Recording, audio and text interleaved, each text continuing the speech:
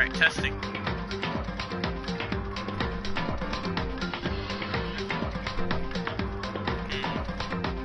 Alright.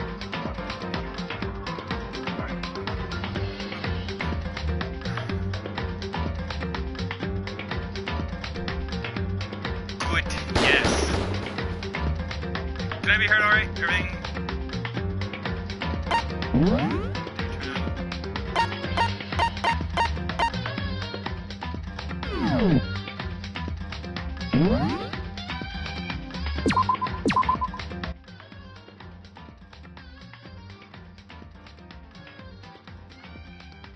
Oh, sorry, I thought it was loading. I think I did that last episode too.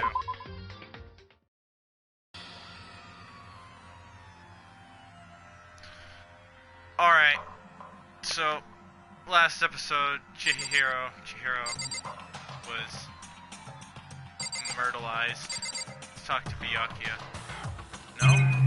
Oh, we can't talk to anyone, we can only investigate. No, there are more things to worry about right now than a dumbbell.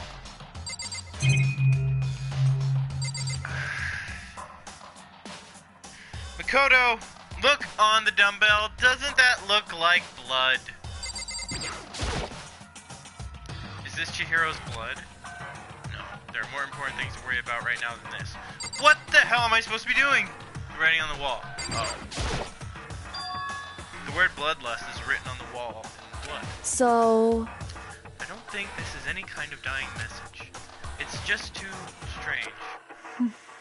But you know, that thing about writing bloodlust, and blood, doesn't it sound kind of familiar? A murderous fiend who kills again and again using a bizarre and brutal method.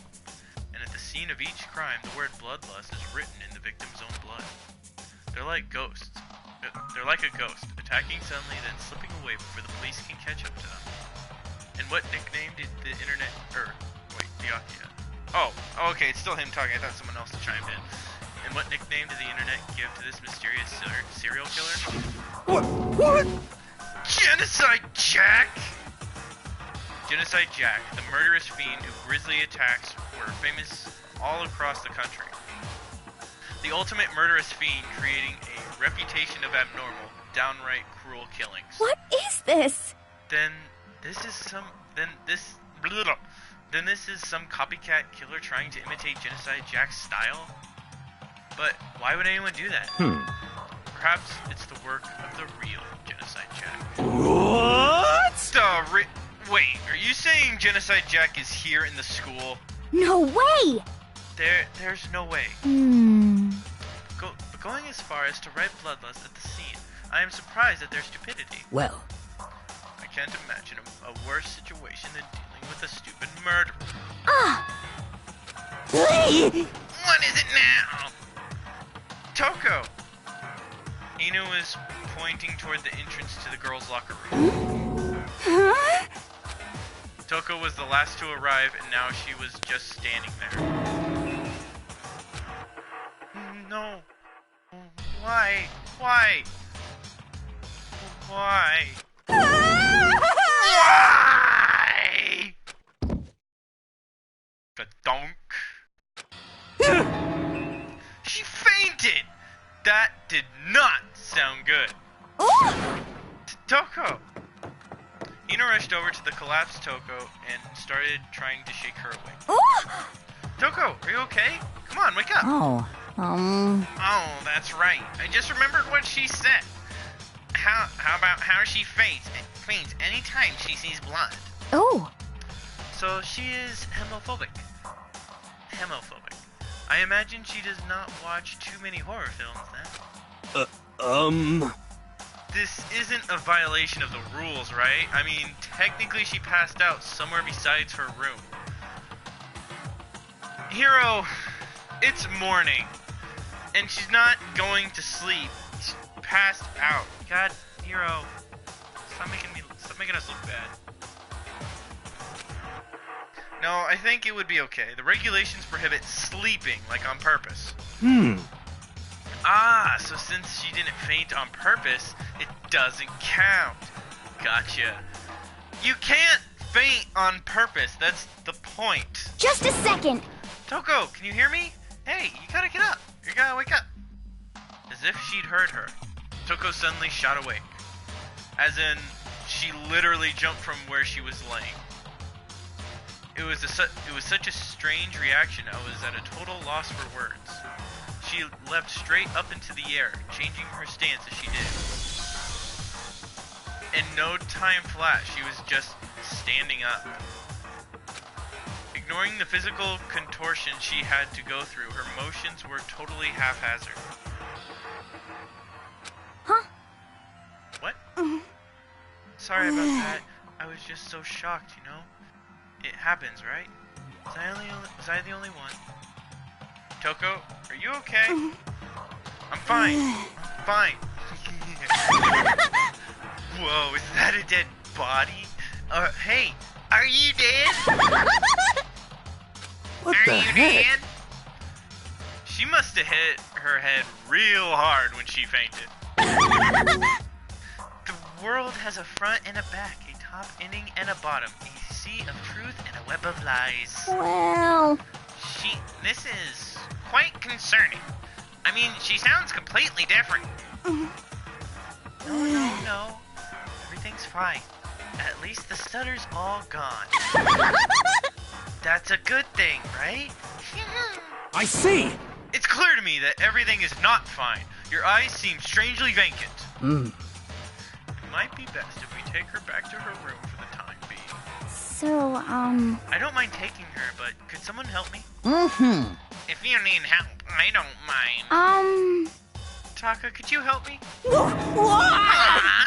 She totally ignored me. Very well. You take care of the girl, and the rest of us can begin the investigation right away. Can I assume nobody has a problem leaving Sakura and Mondo on guard duty again? Hold on a second. Rushing to an investigation. Mastermind isn't behind that. Well, after what happened last time, surely you realize that.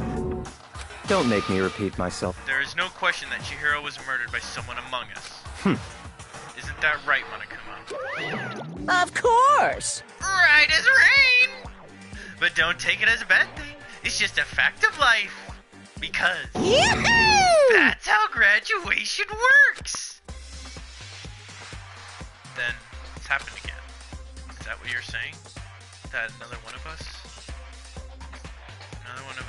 killed a fellow classmate? What? Does it freak you out? You guys got no balls, you know that? Is there just nothing down there at all? Well, I'll let you pray to mine I'll let you pray to mine if you want. Yeah! Actually, I don't have any either. Sorry. Stop talking. Stop monologuing and give us what you came here to give us. You did bring it, right? I sure did, chum. It's the Monokuma File! Allow me to present the next Monokuma file. I know how much you must be looking forward to it. See ya later! So please do your very tippy-top best on this investigation. no way! Do we really gotta do another investigation? Examining the corpse of one of our friends. Having to suspect all our other friends. Why? I hate this. I can't take it anymore. Oh, I hate it too! Help me! They've had enough! Getting out of here. Hey! Where do you plan on going? There's nowhere to run. Such ignorance. Just accept it already. After all, blood is just liquid. A dead body is a simple object. Alright, I know you're trying to just accept things, but you're being a dick. You are very enthusiastic about all of this, are you not? Naturally. How can I not be? If we don't unmask the culprit, we all die. That's true, but to jump into it so soon... What? What? Do you want to die? Such ignorance. Fine, then go off and die somewhere. Right now, go ahead. You're a waste... Right now, go ahead. You're a waste of space. Damn you! A dead body is an object? Piece of shit! Chihiro wasn't an object, so a little respect or I'll beat some into you. Calm down. Everyone stop bickering. Listen, there's some truth in what Byakuya has said. Kyoko! Because... If we don't solve the mystery and find the killer, our own lives are forfeit. And if Byakuya is right, and if Byakuya is right, the Genocide Jack is somehow the one who killed Chihiro, That's right. then unless we do something, more victims could start piling up. What? Forget more victims! If we mess this up, we're all dead meat! Hey! Hey! Hold on! If that's your worry, you don't gotta worry any longer. If any one killing game... Oh, in any one killing game, the guilty party may only kill a maximum of 2 people. Huh? What? I don't remember any rule like that. Actually... I just came up with it! I mean, if one person went around and killed everyone, your lovely student life would be all over, right? A new rule has been added to the regulations menu. So then... In that case, why not limit it to one person? Hey, Well, in a good mystery, you don't want to miss out on... Oh, come on. Well, in a good mystery, you don't want to miss out on at least the potential of a serial killer angle. Just one would totally murder that possibility. Punishment is waiting for you. Farewell for now. I'll catch you guys at the class trial. I can't say I understand his thinking, but if we can kill up to 2 people, then one more person's life could still be in danger. Interesting. Which is definitely not good. We need to uncover the culprit before anything else happens. You son of a bitch! You need to shut the fuck up. So, Well, for now, Taka and me are gonna drop Toko off at her room. Nice. I'm gonna get dropped off. there is nothing to be done.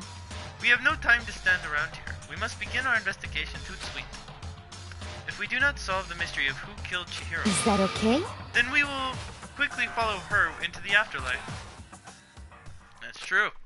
I hate this, but if I want to survive, me and everyone else, we have to do it.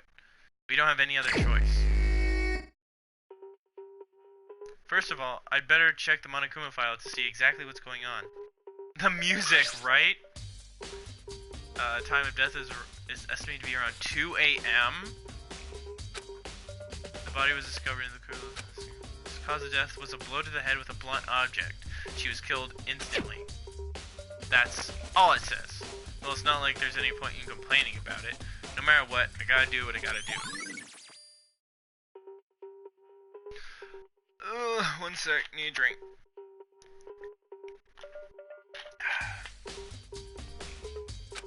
Hey Makoto, do you have a second?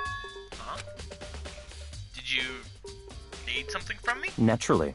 Of course. Life without purpose is quite dull, you know. So... What did you need? I'm going to let you cooperate with me during my investigation. Oh my god, I'm honored! Holy shit. Guys, everyone just calm down. We get to work with Byakuya. I know! But you know what? It's okay. Huh? What? I am purchasing your talent. The same talent which allowed you to solve Sayaka's case. Solve? No, I just Stop talking. seem to have some limited use, which is why I've chosen you. You have the honor of contributing to my investigation. So, you're inviting me to come with you. You're doing it in the most arrogant way possible, though. Let's go. Now then, shall we get started? But we need to get moving. There's no time to be standing around. I don't really know what just happened, but it looks like I'll be working with Byakuya on this one. Dumbbell! There's a dumbbell on the floor, and this is a blood stain! There's a blood stain on the dumbbell! Honestly, it's not Byakuya without arrogance. Yeah. Monokuma file said a blow to the head, or the Monokuma file said a blow to the head with a blunt object is what killed her. Does that mean this dumbbell was actually the murder That's weapon? right. I don't imagine it could have been anything else. Oops. There's a fresh blood stain on the carpet. It must have been splattered with blood during the murder. That's why it's called murder and not mucked up. Word bloodlust. What's the meaning behind it? Bloodlust.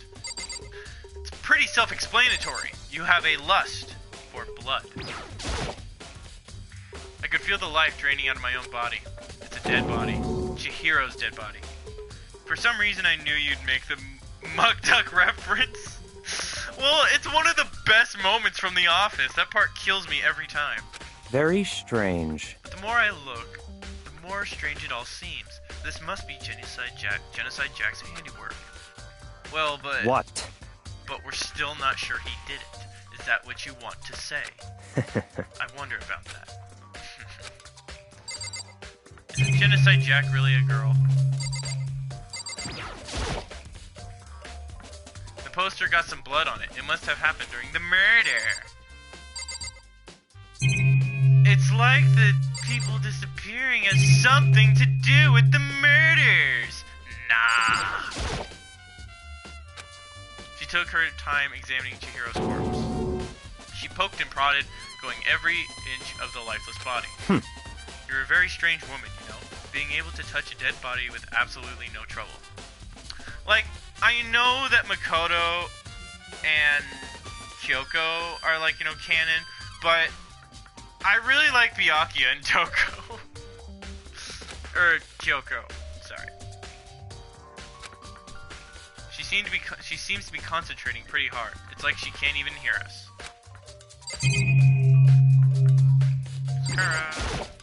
I use this locker room, I use this locker room all the time. Now it's become the site of Chihiro's death. But why was she killed in the locker room? Actually, if you think about it, she could have been killed somewhere else than carried here. Doubtful. She was very light. She was very light, that is true. It wouldn't be hard for someone to carry her, but still. Well, I still think she came here on her own by choice. What makes you say that? She'd been talking a lot lately about how she wanted to get stronger. This case is a trip. It really is. So you're saying she came here to exercise. But according to the Monokuma files, apparently she was killed around 2 in the morning. Would she really have been exercising that late? perhaps. Ina or myself are usually in the locker room during the day, so she probably avoided it then. Avoiding it? Although we never invited her to join us more than once, she never showed up. So I can only assume she was trying to avoid us. And instead she came to exercise in the middle of the night? Yeah! She was a shy bee! She wanted to do it with no people. She didn't want to be gawked at. Perhaps. But it's difficult for me to imagine she would have come alone. She did want to start exercising, but she specifically mentioned she couldn't do it by herself. She needed support from others. If you're saying she could have come here in the middle of the night to train in secret, but that she also would have come with someone else, it's a possibility, I think. I think I missed a word there. Dude has a real complex about being weak. You heard Chihiro talk about it, right? All I need to do is get stronger. Yeah, I do remember she said that more than once. Sure did, which I guess explains the trip down here. But did she really need to get stronger that badly? Dude, fucking cut her some slack. You already mentioned it, but she was a girl after all. Most girls aren't all that strong. Brah! Dude! Shut up! I don't know, man. Haven't really thought about that stuff.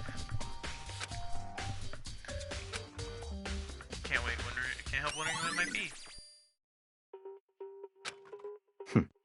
Now I believe it is time for us to move on. Huh? Already? What? What else is there?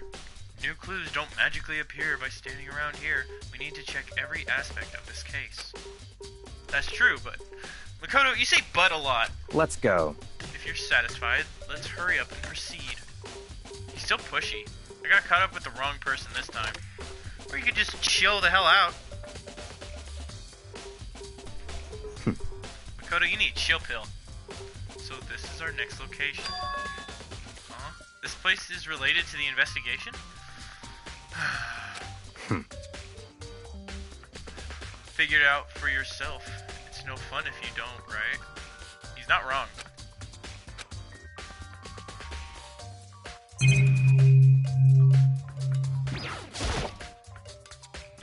gun was used to... No, impossible. If that were true, Chihiro would be riddled with holes.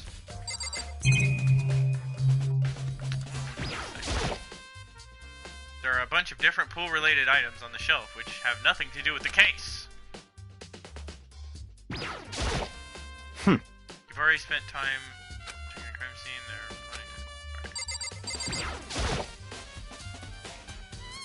If I remember right, this card reader is meant to work with our handbooks, right? What? Do you have an issue with it? If so, you should take it up with Monokuma. He said that, then quickly and sharply clapped his hands together. Did you call for me? You called for me? Has he been domesticated? What? That's right. It seems that Makoto has a question for you. You need something? Sure, what's up? Well, it's about this card reader. Yep. Yes, the card readers have all been designed to interface with each of your handbooks, your e-handbooks.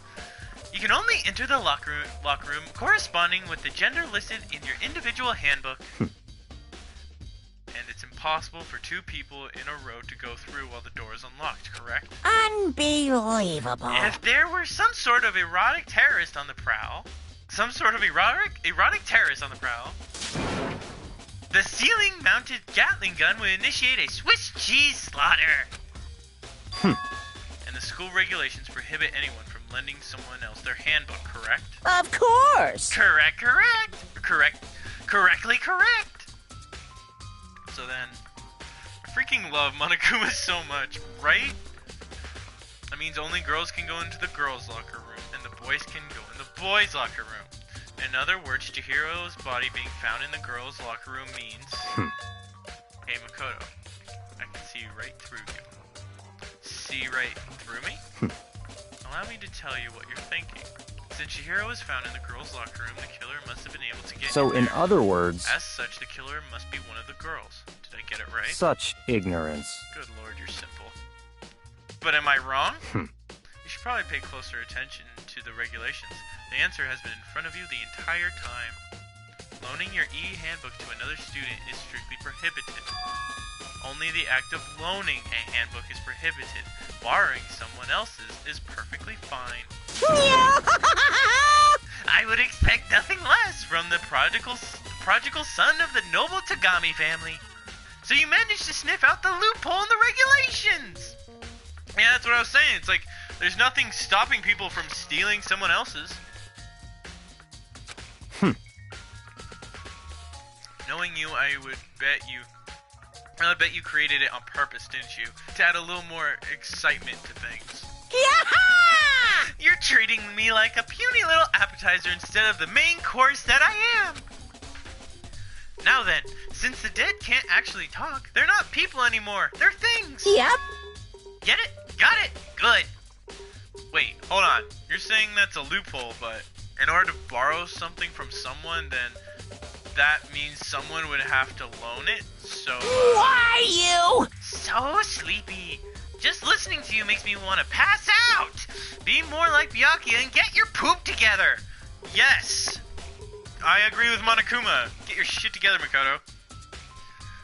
Makoto, stop making us look dumb. It's fucking right, because you pretty much are Makoto. But freaking, like, just like how Yosuke and Kazuichi just make me cringe. It's just like, dude, stop making us look bad. Stop making us look cringe. Yours is the equivalent of Makoto. Stop making us look dumb. Unbelievable. Or else I'll charge you with criminal negligence. No more questions. Figure out the rest your own damn self. That's fine. Well, I know you are unfortunately lacking in mental faculties? That's a word. So I'll fill you in myself. Let's head to the main hall. The main hall? That'll help you understand what's going on. There's a certain pattern going on in what everyone's saying. Yeah. I get the feeling that Chihiro, like, I think she's a boy.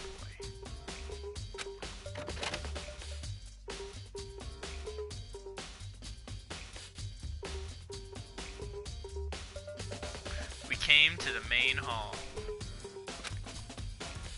So what are we looking for here?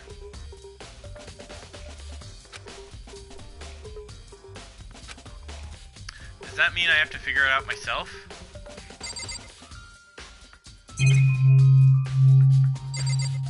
This thing. There's a mailbox here. Could there be something inside? It's an e-handbook! No, wait, there's 3 of them. But what are they doing here? So you finally found them. Huh? Did you know these were here, Byakuya? I happened to find them by chance myself the other day. It seems there's a system in place where the handbooks of dead students get delivered to this mailbox. Oh, so then these 3 handbooks belong... Oh, so these 3 handbooks belong to Junko, Leon, and Sayaka? You can go ahead and confirm it yourself. I immediately turned on one of the handbooks, and when I did... Sayaka Maizono. You're right, this is Sayaka's handbook. Now do you understand? This is the key to the loophole that I revealed earlier. Yeah, I feel like I'm starting to get it. You should pay closer to the regulations. The answer has been right in front of you the entire time. Loaning your e-handbook to another student is strictly prohibited. Only the act of loaning sometimes it says E and sometimes it doesn't, I get thrown off. The act of loaning a handbook is fine, borrowing someone else's is perfectly fine. I have whatever. He looked at it long enough. I see. Yeah, now I understand. Main hall e-handbooks have been... What? Hold on a second. What's wrong? Very strange. That's strange. One of the handbooks won't turn on. Is it broken? Whose is it? The other handbook showed Junko's name when I started it up. Then the one that won't turn on must be Leon's, right? Oh crap, I keep switching up the voices. I see. It would make sense, yes. After all, he did get pummeled with dozens and dozens of baseballs. More like fucking billions! Pummeled with baseballs. Don't show it again! The memory of it came flooding back. That cruel punishment which led to Leon's death. The execution that the mastermind concocted. A cruel, heartless death. You're right, it wouldn't be surprising for the handbook to break during that kind of assault. Damn it! Hey! Making me... Now I'm... Hey! What? Ugh. That e-handbook is essential to student life here. Crucial, integral, instrumental, a super big deal. There's no way it would break that easily. But it did. That's impossible! If I say it wouldn't break, it wouldn't freaking break. It can withstand up to 10 tons of pressure, and it's waterproof up to 100 meters, okay? I don't care how many baseballs you hit with it. It wouldn't do crap. Oh, but even my amazing handbook does have one single weak point.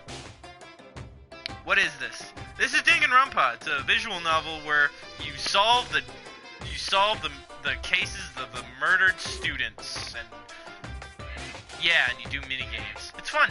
Keep watching. It does? I can't hear you! But it's a secret. I wouldn't want you to go breaking any more handbooks. Cool. Yeah. What? Then Leon must have broken it somehow without realizing what its weakness was, right? Hard to say. You know what I think? I think this handbook isn't actually broken. What? But you might ask, how could that be? Leaving the question hanging in the air, Monokuma disappeared. What just happened? Monokuma said it's not broken, but it's an undeniable fact that it's not turning on. I love your voice interpretation of the characters. Aw, thank you. It's very appreciated. That's fine. Well, I don't see any connection to the case, so it doesn't matter for now. You think so? Either way, something about it still bothers me. Okay then. This should be enough to get things rolling. Let's begin our investigation in earnest and track down the true culprit. Yeah, we need to find out who killed Chihiro. To be exact. Not quite. Huh? Not quite.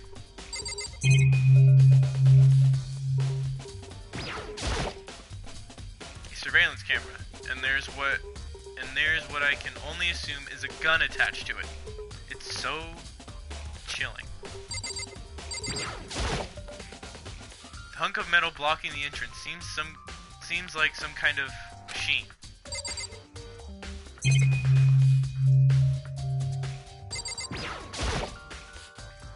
What do you mean by that, Byakuya? To be exact, not quite. Certainly, I want to reveal Chihiro's killer, but more precisely, I want to discover the true identity of Genocide Jack. Then, you truly believe Genocide Jack is the one who killed Chihiro? Don't make me repeat myself. Absolutely. I have no doubt that Genocide Jack is the culprit in this case. That murderous fiend is Genocide Jack, right? What? There's nobody else it could be. A murderous fiend who kills again and again using a bizarre and brutal method. They're like a ghost, attacking suddenly then slipping away before the police can catch up to them. And what nickname did the internet... What? Genocide Jack. They say he's killed thousands of people. That's... Okay, it was starting to repeat itself, like it already showed most of that earlier. They say he's killed thousands of people, but that's gotta be an urban legend. Still, could one of us really be a demented psychotic killer like that? You're not wrong to wonder. But words mean little right now. I have something that will prove it, and I can show you. Show it! Oh my gosh. Don't make... Oh shit, oh shit! Don't make me repeat my... And I have a basis to believe that. I assure you, Genocide Jack. Is there really proof? There's somewhere I'd like to take you. This will provide all the evidence It's all you need. clear now. Evidence that Genocide Jack is the one who killed Chihiro. Evidence? Does something like that really... Ah, hey you two! This is why the reaction commands are so dumb in this game. I'm so glad they removed them from future games. Yeah, I don't blame you. It's kind of annoying. Big trouble! Need your help! I don't have time to play with you. We're busy. Leave us alone. But it's an emergency! Emergency! Come on, please! You gotta help me! Ooh, this part. please! This is serious emergency! Please, please, you gotta help me! Just calm down, okay? Hina? But it's an emergency! An emergency! What happened? Spit it out already! Well... Something's wrong with Toko. She's acting super strange. Hina, how is that an emergency? Well, I mean, she was acting pretty strange earlier, right? What should we do, Byakuya? Very strange. Since it's Toko, I must admit I'm intrigued. I suppose we can take a second to see what's going on with her. Are you sure? Don't make me repeat myself. Oh, cool, thanks. I didn't expect that. I thought for sure he'd just say no and that'd be the end of it. Yeah! Okay, come on, hurry! Wait for us, Hina. Let's go. It looks like she headed back to the dorms, to Toko's room most likely. You're right. Ugh. Hello. Such ignorance. You're talking to the wrong person, you waste of space. What a dick. Byakuya secretly loves Toko, but is so much of a closet tsundere that he refuses to believe it himself. Oh my god. Oh, that's Chihiro. Oh, hi. You guys are too slow. I think you're just too fast. So, what's this emergency? Well, about what happened in the girls' locker room. We left Toko in her room so she could lay down. After a while, we came back to check on her, to see how she was doing. But when we did, it was weird. She refused to come out, and she kept saying all this weird stuff. Weird stuff? That's fine. We should try talking to her ourselves. Yeah, good idea. Where the hell is her room? Right freaking in front of me! May as well give it a shot. Bing bang!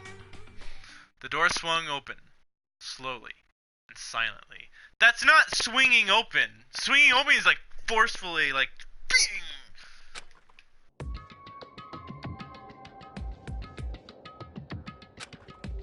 Holy crap. An aura of negativity flowed out from behind the door, forcing a gasp out of me. What? Oh shit, she freaking have the despair shit. Nothing. It's just that, Hina was really worried about you, holding yourself up in your room. Leave me alone. Yeah, sure thing. But, could you open up, just for a second? Won't allow it. Huh? I won't let Genocide Jack have control. And just like that, she slammed the door in my face. What was that? She's been acting like that the whole time. When I rang a little while ago.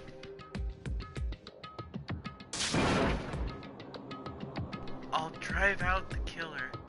Drive out the murderous fiend. It doesn't make any sense, right? I was afraid to leave her alone, so I tried to bust down her door. But it felt like something was holding it shut on the other side. I couldn't even budge it.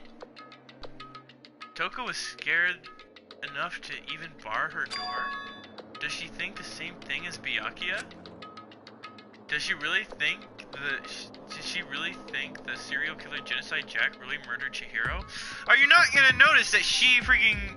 It's pretty obvious that she's freaking doing it. Is that why Toko's so scared? But... Whatever it is, I'm really worried about her. Isn't there anyone who might be able to persuade her? Let me try again.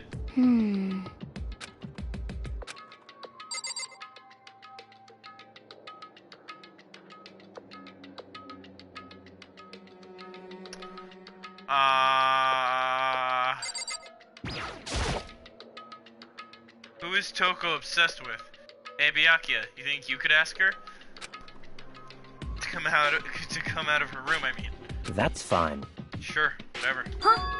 Huh? You're gonna talk to her, Byakuya? Wow! I guess you can be nice when you want to. Byakuya stood in front of the door, not making a sound, and pressed the doorbell. After a few moments... What do you want? Leave me alone. You're all so annoying. Surprised he didn't counter Hina's remark. Right? That's what I was gonna say. I'm like, wow, no smart-ass remark. Bacula? It's Byakuya. It's Byakuya. He sounded so annoyed. I'm sorry. I couldn't keep our promise. But don't worry. Never again. I won't let Genocide Jack have control ever again. And with that, the door slammed shut. Even Byakuya couldn't pull it off. There's nothing else we can do. Let's go back to the investigation. Hold on! Hey, Byakuya, what was Toko talking about just now? Something about a promise. What? I have no idea. Another one of her delusions, I'm sure. But... Stop talking. If I say I don't know, that means I don't know. Just let Hina take care of her. Oh, yeah, okay. I'll stay here and keep an eye on her. Let's go. Well then, let's go. Without waiting for a reply, Byakuya sped away. Byakuya! And I hurried to catch up. I tried to talk to him several times as we walked, but he didn't even look back, let alone say anything. He just kept walking towards his destination. Yeah, because you gotta solve the fucking thing. Like, you don't need to talk all the time. It's nice to sometimes have quiet. Finally, his feet brought him to a stop in front of a certain room. The library? Come on, let's go in.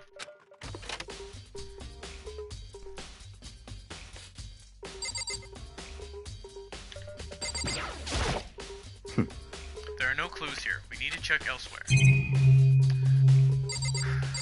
Talk to him. Is the evidence that proves it was Genocide Jack really in the library? Don't make me repeat myself. Close enough.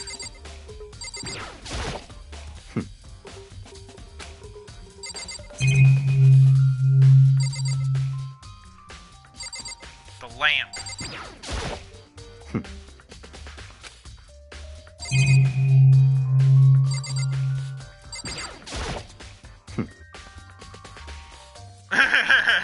Knock it off. What does a desk lamp matter right now?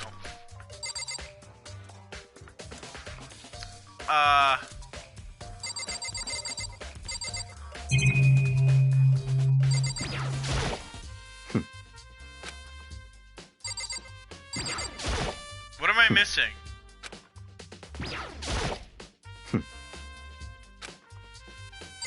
Remember, the door isn't the exit. It leads to another room. Right! If I remember, on the other side of this door, it's the archive, right? Hurry up and go inside.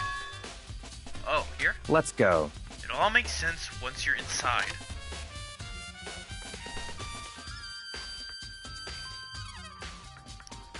Whoa, there's so many books and files.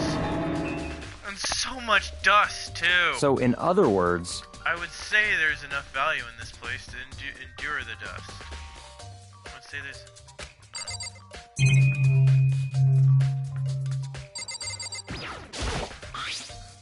There's a wooden box. It's empty. Although, judging by the smudges in the dust, it looks like there was something inside. I wonder what it was. There was an extension cord plugged in there. It proved very useful while I was in the library. This is probably one of the creepiest rooms in the school. Yeah, kinda. An extension cord, huh? This shelf is stuffed tight with files. Without really thinking about it, I picked one at random. Ah, you have a sharp eye indeed to select that file. You'll see why soon. Huh? that's right. That's the report on presidential assassination. On a presidential assassination. The original is kept at the National Library. It won't be declassified for another 30 years. Are you sure you want to look at it now? There's no telling whose crosshairs you might wind up in for peeking at it. Without making a sound, I return the file to the shelf. Need the book? Huh? It's a desk lamp. Oh yeah, the same one I saw Byakuya using in the library before. There was a desk What? lamp out there! What are you talking about? Do you have a problem with that lamp? It was here before, then I moved it over there. It's too dark over there, so I thought I'd put it to good use.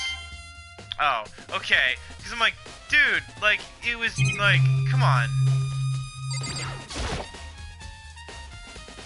There's so many files stuffed onto the shelf. What's in all these things? That's enough. Those documents are dangerous. Dangerous? They detail all the lives. They detail all the people who control the world from behind the scenes. Dangerous truth for a commoner. You mean like members of the Diet or something? No, I mean the ones with real power. The secret council controlling everything from the shadows. It makes you wonder, why are these documents in a school? Yeah, for real. If you're ready to be disappeared...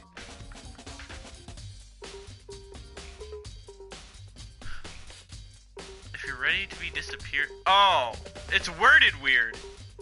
If you're ready to go missing for it should be. That's grammar issue. Yeah, like I'm looking at this, I'm like, what?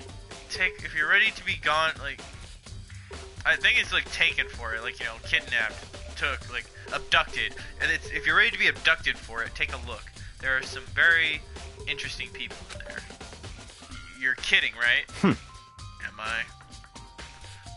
I'll just let it go for now. Or rooshed. Rooshed. Rooshed. Yeah.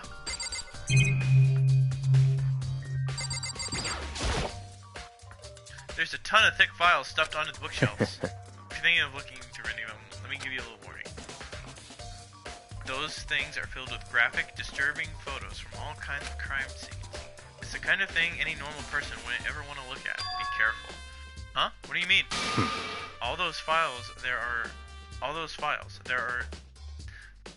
There it is again! All those files... There's no... That there should not be there. All those files are investigation reports related to different cold cases. Dude, did they just rush this part? Like, what the hell? Those are internal documents for police eyes only. They're not the kind of thing you'd expect to leak. Actually, it does make sense. It just depends on how you read it. I tried. I couldn't see it. Oh. So, are you finally beginning to understand the true splendor of this library? The the entire reason I was interested in the library is because of this room right here. Interesting. It's home to classified government documents, police records. It's home to classified documents, police records, things no ordinary person would ever see. Isn't it magnificent?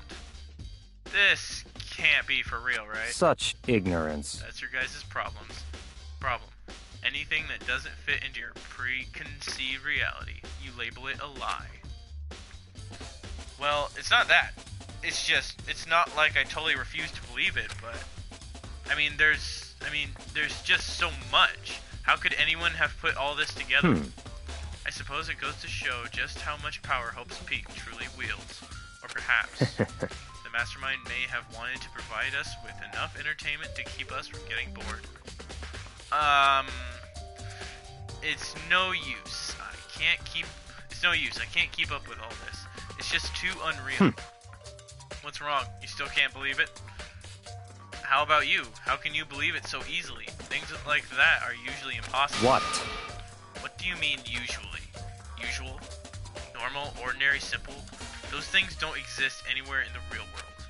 If you don't understand what they actually represent, you don't understand the nature of anything. You don't pull your punches, do you? No, he doesn't. The funny part is that I feel like Byakuya's claims are kind of believable in how crazy the world is. Yeah, for real. Besides, what you consider usual is based on your common sense, right? Makoto has no common sense. But what makes you think your own common sense applies to me at all? Oh, I never thought. What? The documents gathered here are genuine. I have reviewed them multiple times, so there is no doubt. Hold on a second. You're saying you've read all these documents, and more than once? But all this was to be like top secret, confidential stuff, right? So why? My family has a reading room just like this at our home. Ours is bigger, of course, and not as dusty. Huh. Byakuya is where many of my philosophies come from. He's the reason why I understand we will never truly understand our fellow humans. That's a good point. Members of the Togami family have access to any variety of government-related documents. That includes foreign powers as well as domestic.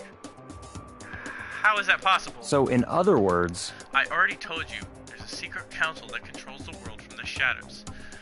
Fucking Illuminati! My family is a member of that council, and I have within me the bloodline that will allow me to one day bend the world to my will. But to become such a ruler, I must know all the levels of this world backwards and forwards. So whenever I have time, I like to review whatever documents and materials that interest me. Which is why I can proclaim without a doubt that the materials gathered here are the real thing. This is beyond believing or not believing. Believe it. Byakuya is actually starting to scare me more than the actual mastermind. Is he though? And what always interested me the most were the cold case police investigation reports. Reading through those reports has always been a hobby of mine, ever since I was little. It's excellent mental exercise. I've solved more than a few of those cases just by reviewing the reports. And among all of those reports, one of my recent favorites is the Genocide Jack case. As he talked, Byakuya grabbed a specific file from the shelf.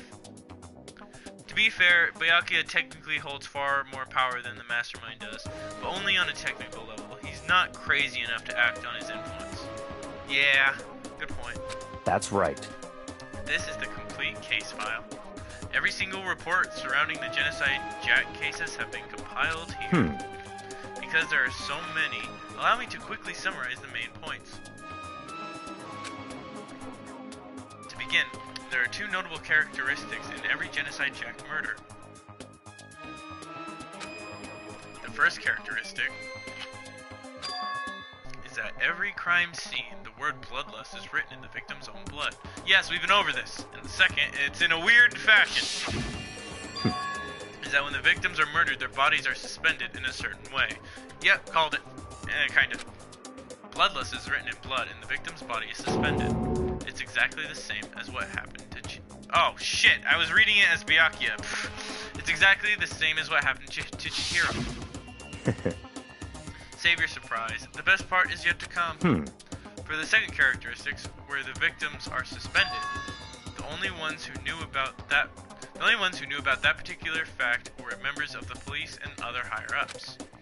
By all accounts, nobody in the media ever found out. In other words, no one on the news, no one online, nobody knew about that aspect of each crime. Only key officials and the killer himself knew about this act of mounting the victim. Now, if you recall Chihiro's corpse, her body was most certainly mounted in this fashion. So how could the killer have known about suspending the victim? That's right. That's the key question. But in fact, the answer is quite simple. So, in other words... The culprit isn't a copycat killer. It's the real Genocide Jack. In other words... That right there is the evidence that Genocide Jack has hidden himself among the rest of us. Then Genocide Jack really is such a brutal, fiendish killer. Really is walking around among us. Interesting. Things are really starting to get interesting, aren't they? Wait, didn't someone mention that? I'm pretty sure someone mentioned that. I never imagined a killer with such a reputation would ever become part of our little game. Now, don't you think it would be good for you to take a look at what I've already seen? You might just manage to ferret out a clue or two. Such ignorance. If you get down on your knees and beg, I might even show you myself.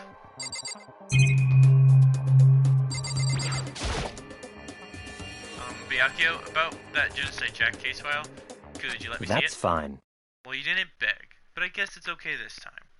They did briefly discuss the possibility of Genocide Jack being the mastermind. Feel free to look at it in here, but you can't take it with you.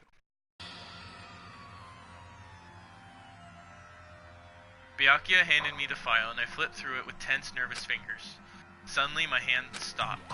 I had reached a page where photos from the scene of each crime had been collected. Holy shit. The names of Genocide Jack victims ran on for several pages. Ken Harada, 32. Oh, you get it. I'm not fucking... There was no end to it. Excuse me. But one thing became perfectly clear as I read.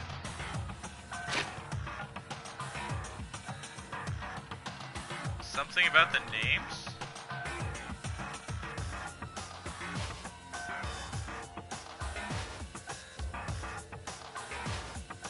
The names are an important detail.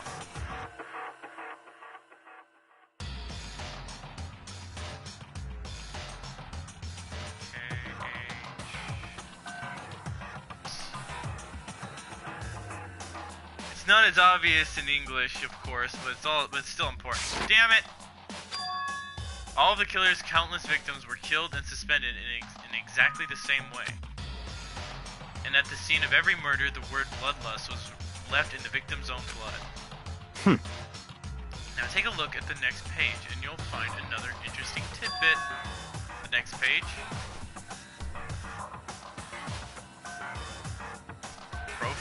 Profiling results. All of the crimes took place either on weekdays, at night, or during the holidays, either day or night. The most common time for the killings to take place was on holidays in the afternoon. Based on these facts, it could be suggested that the suspect may be a student. Evidence suggests that the suspect lingered at the scene, but when they did leave, they were in a panic. Because an eyewitness has never been found, it's unlikely there was any external reason for this. This confused behavior suggests that the suspect may potentially suffer from dissociative identity disorder. So, in other words...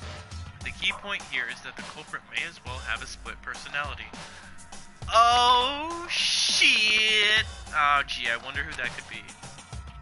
No, it's not her, though. A split personality, like the kind of thing you see on TV. So I'm part of another totally unbelievable story? But this one is way more unbelievable than anything else up until now. Or maybe it really isn't. I don't know. I feel like my mind has gone numb. Genocide... Let's go. Alright, we should get going soon. Huh? Where are we going?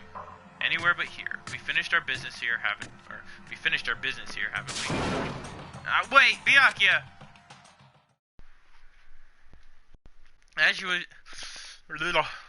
As usual, Byakuya turned and left without another word. I hurried out of the library to catch up. Well, this is where we part ways. I have some things I need to take care of before the class trial. Huh? Just all of a sudden like that? Wrong button. I don't have time to play with you. Come on, enough of your annoying misapprehensions. Did you really think we'd be together the whole time?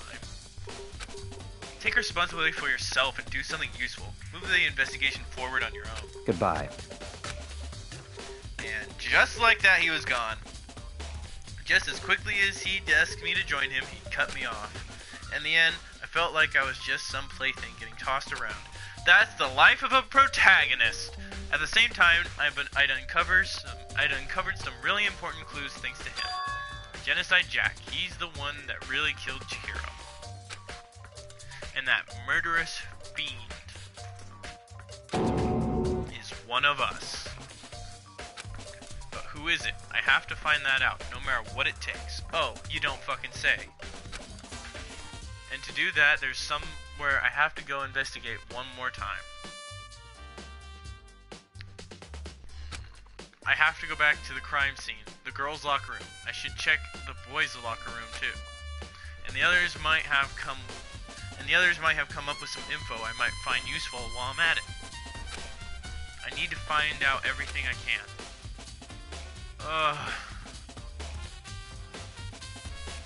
This.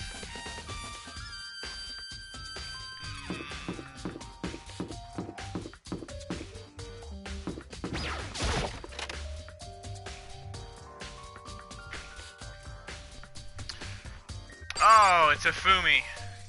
Give me a second. One little pause. Old stream, just trying to get cold. I want to wrap up a little bit. Da da da da da! Ding ding ding! Hifumi has discovered the evidence revealing the identity of the culprit. I feel as if... Another stat increase for me! Evidence? What did you find? I cannot reveal that just yet. That's it. I'm sure of it. But I guarantee that what I found will steal the killer's breath from his lungs. Are you sure about that? Oh yeah, Miss Moonberg said she'd witnessed something worthwhile too. Really? What did she Well, see? it would seem... She refused to tell me. It's like when a girl bullies the boy she likes, right? Right? Okay, so where is Celeste now? The warehouse by the dorms. She was there, but at the same time, not there. What's it gonna be? Ah, his voice kills.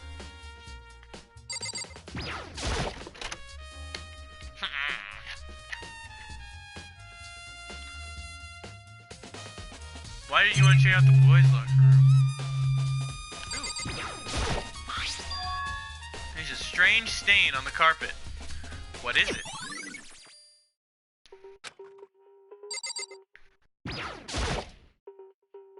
Huh? This poster. It's for a popular boy band called Tornado. Somehow it doesn't quite seem to fit in the boys' locker room.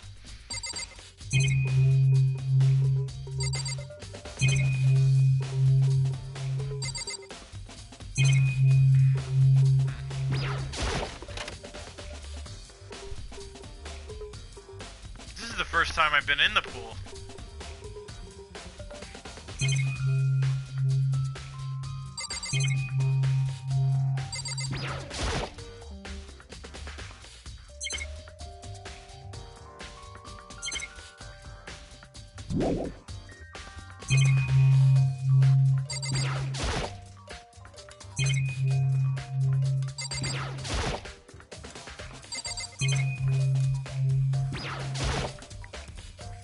Maybe there's some kind of clue in the lockers. Guess not. Well, that was a waste of time.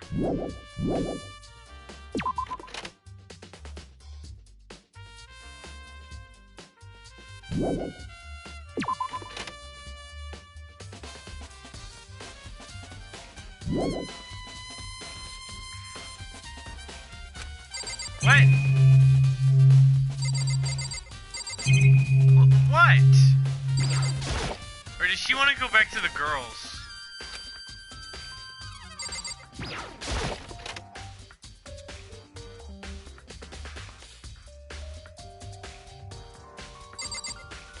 I think I just need to check in with the others.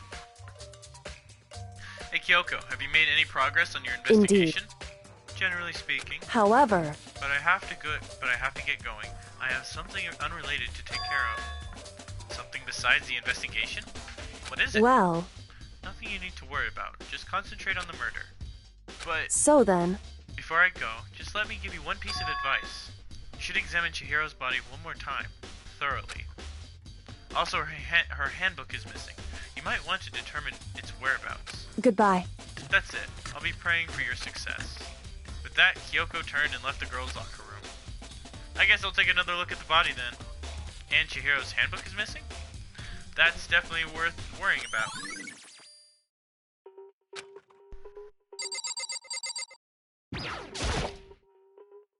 Kyoko said I should examine the body one more time. I know she said thoroughly, but I know she said thoroughly, but I do have my limits. Well, I better give it a shot anyway. Let's see. Chihiro's hands are bound with what looks like some kind of rope. The rope was used to prop her up in some kind of crucifix position.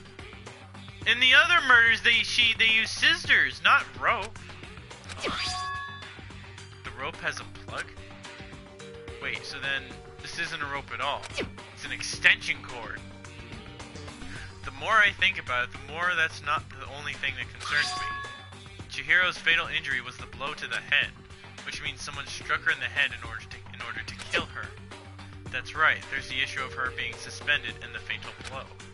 At first I didn't see any reason to think too much about either of them. But seeing them again after looking through the Regenocide Jack file, something's not quite right. The scissors! What does this all mean?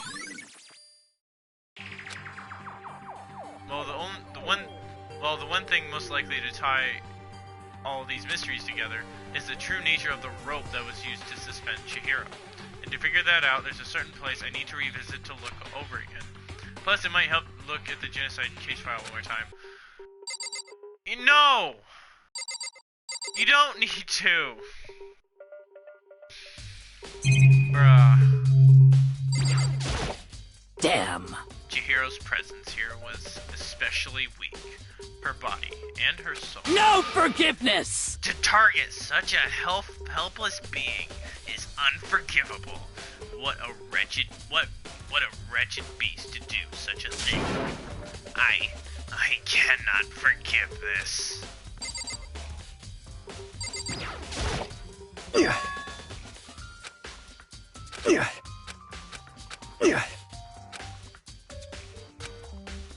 That was already...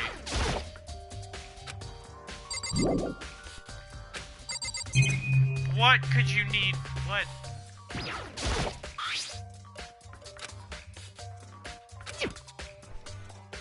Check out the poster. Okay. It's the blood-stained poster. The blood is the most noteworthy part, but the big-breasted swimsuit model is pretty noticeable too. The girls' locker room doesn't seem like the kind of place you'd find something like this. Oh, but wait, that reminds me, the poster in the other locker room is... That's right, there's definitely something strange about this. In the boys' locker room, there's a poster of a popular boy band. In the girls' locker room, there's a poster of a big-breasted swimsuit model. Could the posters have been switched? But if they were, why? What reason would anyone have? Maybe I should talk to someone who knows a little bit more about the locker rooms. Oh my gosh, how much longer is this investigation? You spent a lot of time exercising in the girls' locker room, right, Sakura? Of course. I used it nearly every day since it opened up. Sometimes Hina and I use it together. Okay then, let me ask you something.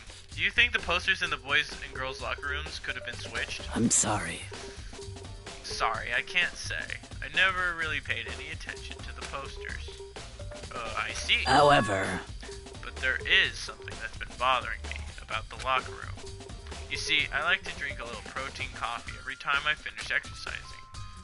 We have protein coffee in the warehouse. It's not the highest quality, but I don't have a lot of other options. I mix protein powder with coffee and down a glass of it after exercising.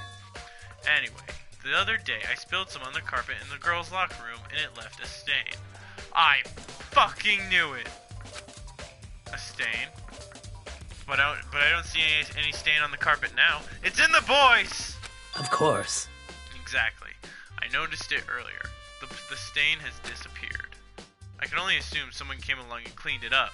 No! Oh, okay. I thought I read it as Makoto. My bad. I can only assume someone came along and cleaned it up. But still, isn't it unusually clean? As if there was never a stain here to begin with? Oh boy. Can I leave now? Oh. Yes. Whoa, deja vu. Okay, now we have to go talk. No. You go to the library.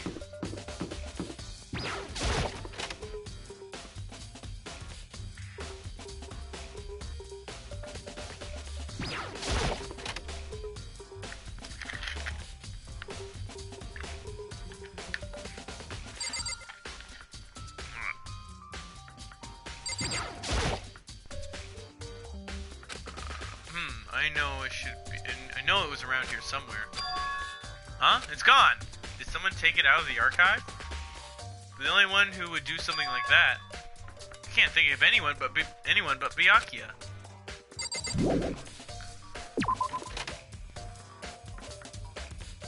Alright, time to go talk to Celeste.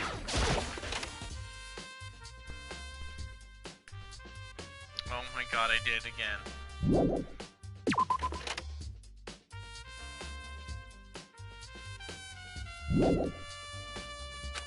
Oh, there is?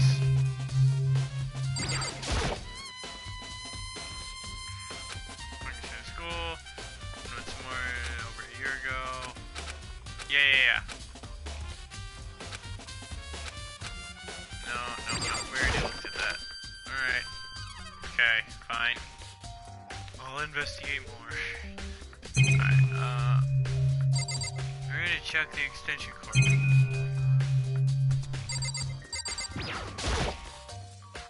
Desk lamp. Byakuya grabbed that one from over here and put it over there. It sure is dark over there. That's not what I want to do. It's really intriguing, but if it means I become a target, nope. I'll leave it where it is. Thank you very much. The wooden box is empty. The extension cord was in there before. Oh.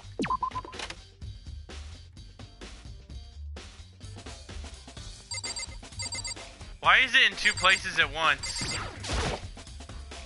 There's a thick layer of dust on the top of the desk. Maybe there's a clue here. Guess not. Guess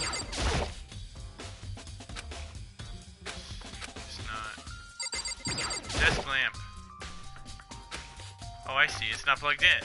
The lamp's cord isn't long enough to reach the outlet from here. But last time I saw it, it was definitely on, and it was definitely right here. Oh, that's right. Byakuya was using an extension cord. But there's no extension cord here now. I wonder if...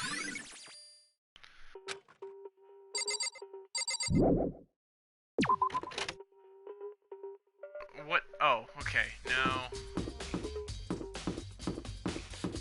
Now we can go talk to Celeste.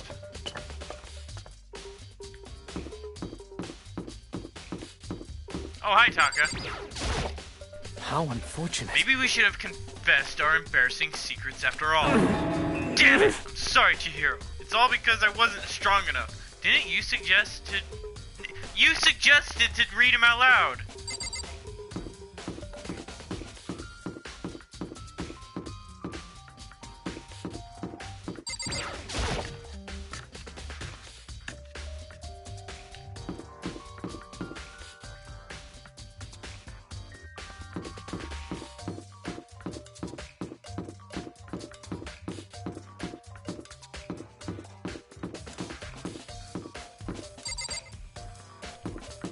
Wait, where's the storage?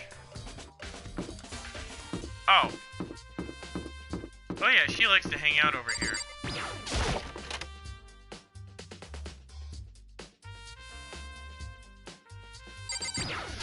Ugh. Celeste, what are you doing here?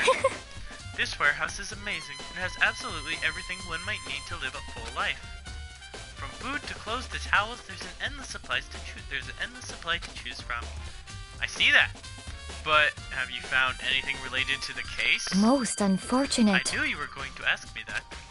I thought talking about the warehouse itself might distract you, but I see it was pointless. Then you did find something. Very well. I will tell you, and only you. Actually, last night, I saw her here. Chihiro was in the warehouse. What? Really? Indeed. This was right before nighttime. What are you doing out this late? Oh, I was just... Weird. Why does she have black hair, like, in the sprite, but that's clearly blue? Are you planning to go exercise, perhaps? Probably the lighting. What? How did you know? Because I can see a blue track jacket sticking out of that duffel bag you're carrying. I think it's a lighting thing. Yeah, that's what I Oh, thought. you're right. Thanks. Well, I'd better get going. I'm kind of in a hurry. She stuffed the jacket into her bag in a hurry. It was almost like she was trying to hide it. And just like that, she was gone. Yes, indeed. I assumed she was merely stocking up to go exercise in the morning, but it would appear she ignored the nighttime rule and headed directly to the girls' locker room. If she hadn't broken our rule, none of this would ever have happened. You get what you deserve, I suppose. So apparently, she went to the girls' locker room late at night in order to exercise without anyone knowing. But the strange thing is, there was no trace of the track jacket or duffel bag Celeste said she saw Chihiro carrying, which would mean the killer would have gotten rid of it somehow.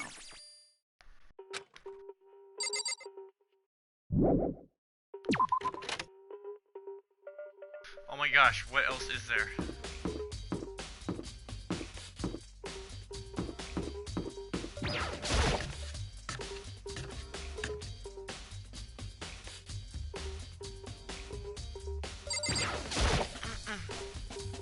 Oh, Hina, how's Toko doing? Same as before. Same as before. She won't come out, and she keeps on mumbling something about Genocide Jack. So I just left her there. You left her.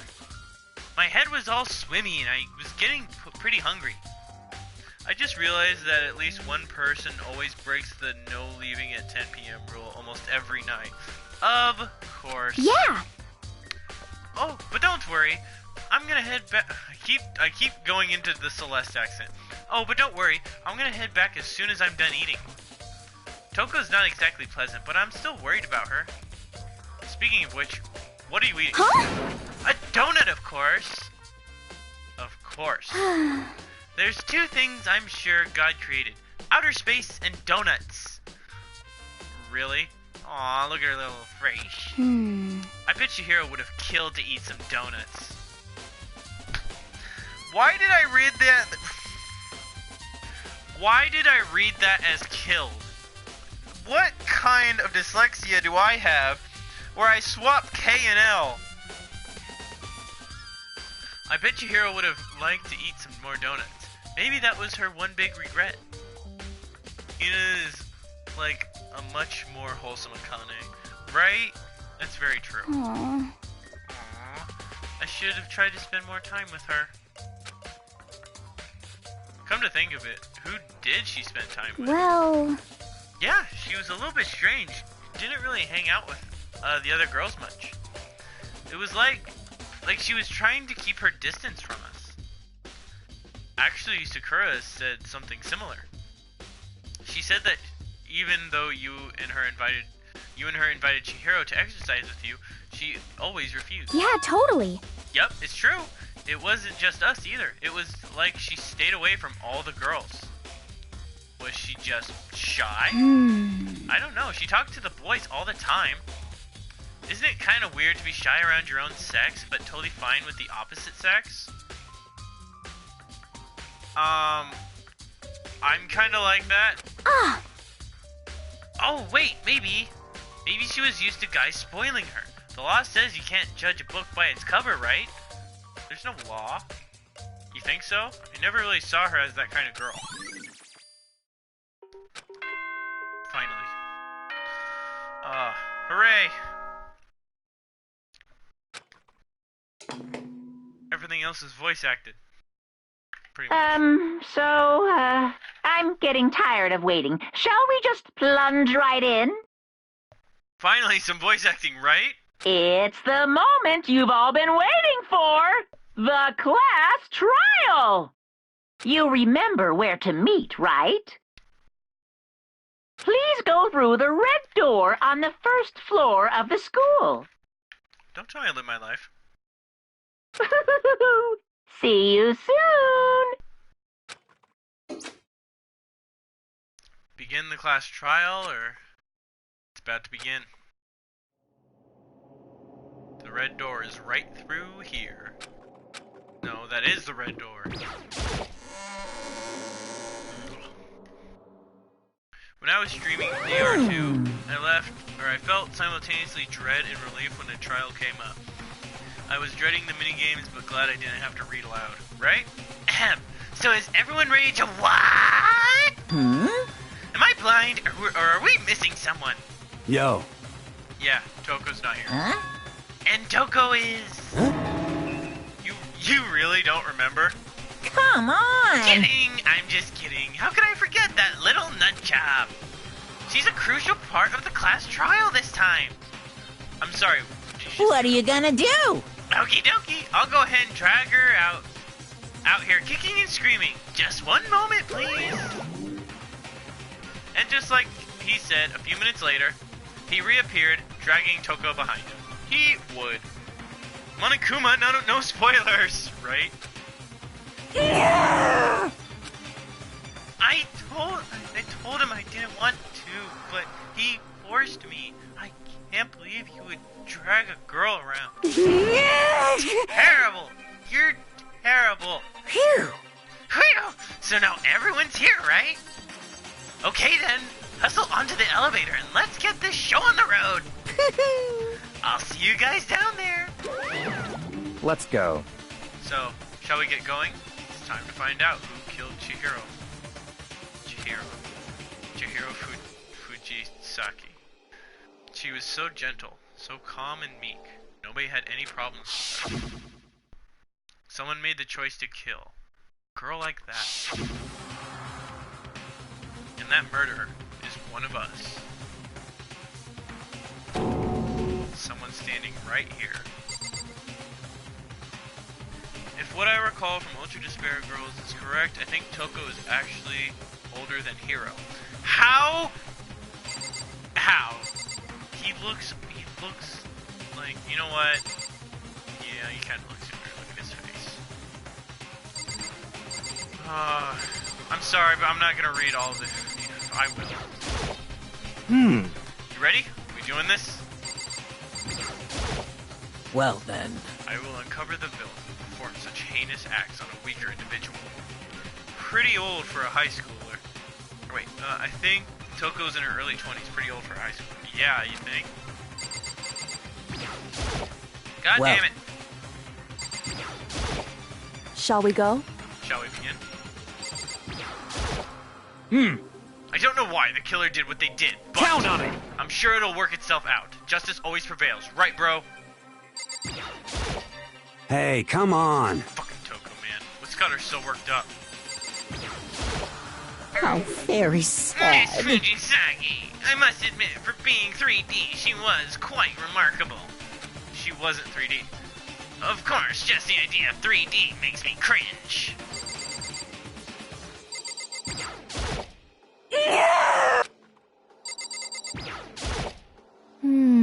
There is something odd about Toko's behavior.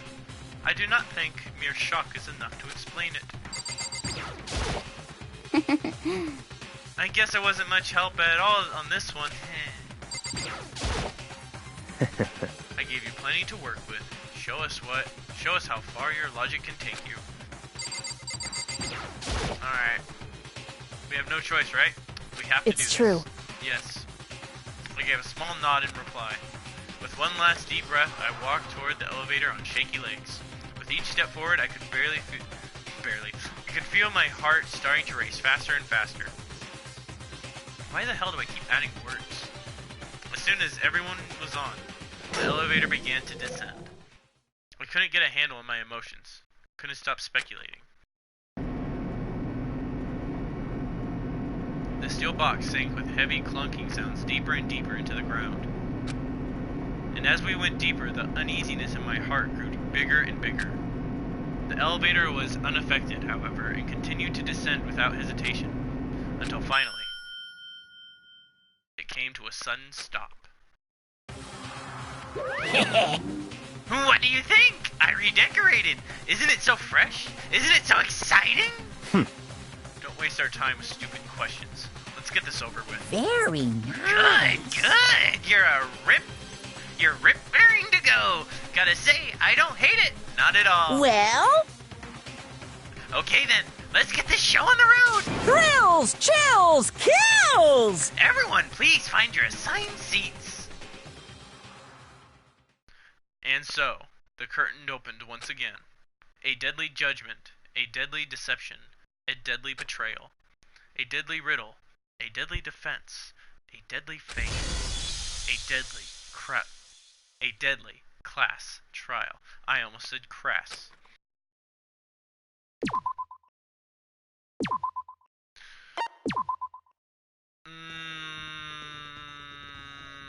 Yeah, let's just go.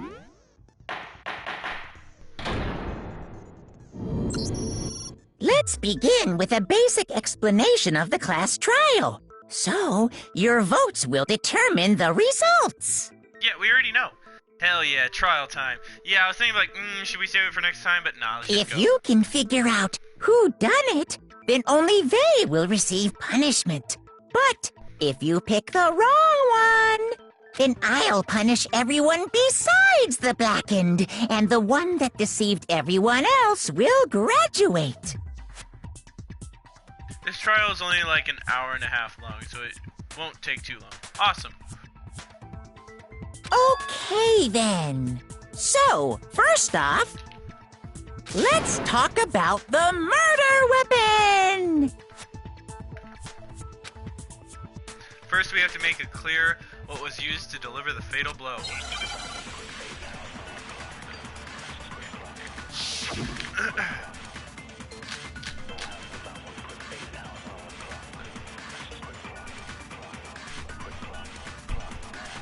Chihiro's fatal injury. It appears it was a head wound. According to the Monokuma file, the killer used a blunt instrument. But what kind of blunt instrument could it have been? No? Think some proof that contradicts what it said? Oh, it's supposed. Okay, it's hard to tell whether it wants me to contradict or Chihiro's agree fatal with. injury. It appears it was. According to the Monokuma file, what kind of blunt instrument could it have been? I bet it was an iron pipe. Interesting. That certainly would make for a powerful weapon. Poor Chihiro. Okay, that was it. Chihiro's. It appears it was. According to the Monokuma file, what kind of blunt? I bet it was an iron pipe. Interesting. Why? That certainly would. Poor Chihiro. Alright, fine. Chihiro's. Fatal injury. It appears it was. According to the Monokuma file, what kind of blunt instrument? I bet it was an iron pipe. There. No, that's wrong.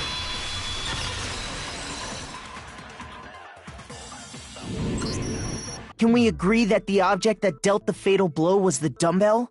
Found at the scene of the crime? It was covered in blood. And there was nothing else at the scene that could have caused that kind of injury.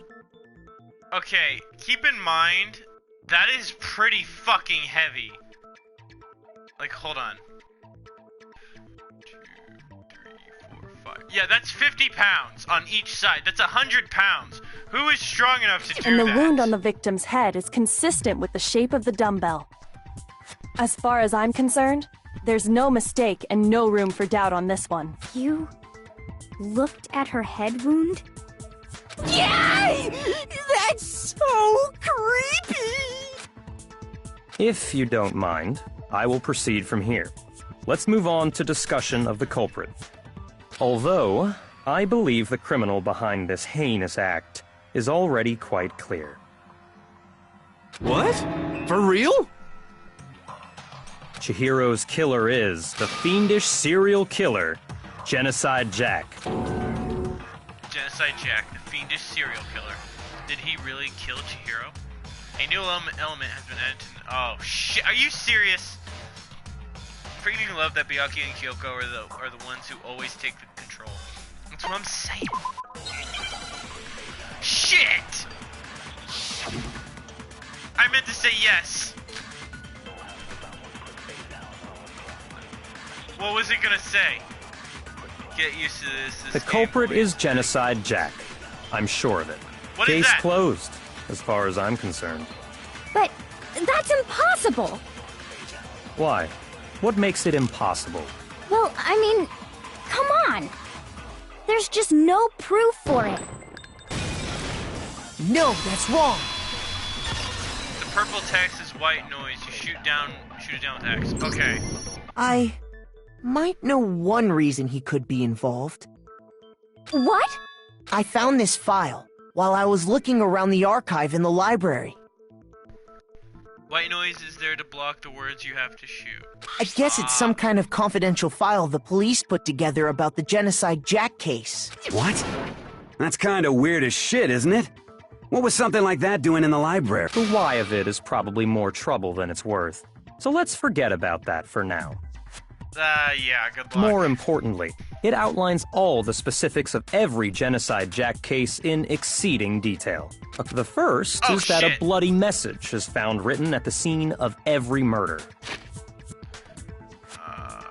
More importantly, it outlines all the specifics of every Genocide Jack case. According to the file, there appear to be two defining characteristics in every Genocide Jack case. Oh, that's...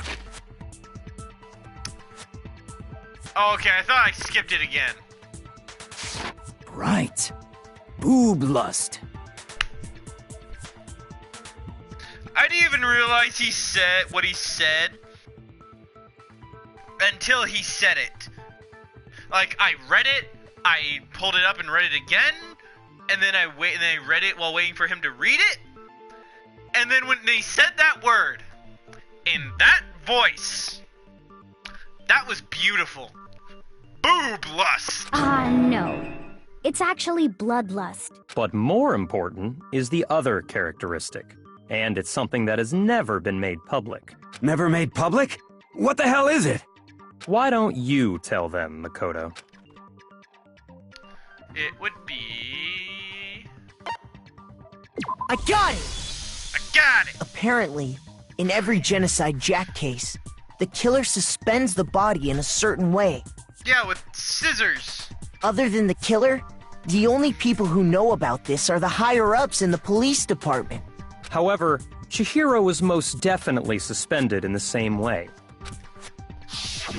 So, how did the culprit know about this when only high-level police officials were aware of it? Someone could just notice the pattern? There's only one logical answer. It's because the culprit in this case is the real Genocide Jack. No fucking way! Yes fucking way. You're saying Genocide Jack is one of us? See. Yes. In fact, it's Toko. What? Genocide Jack's true identity is Toko Fukawa. You lie! What? Hey, okay, wait, hold on a sec. I don't Toko know. has, like, bloodophobia or whatever, remember?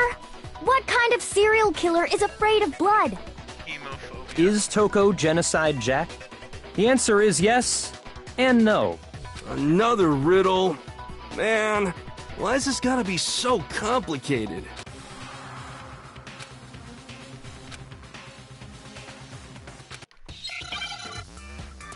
Oh my gosh, are you serious? Hangman's!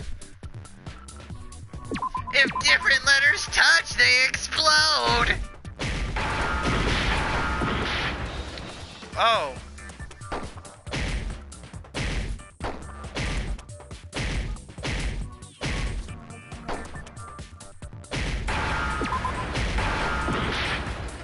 Oh, okay, I see.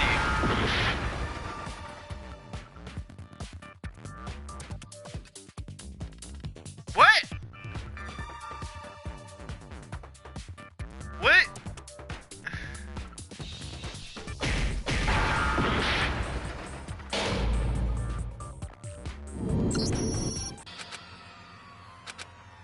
No.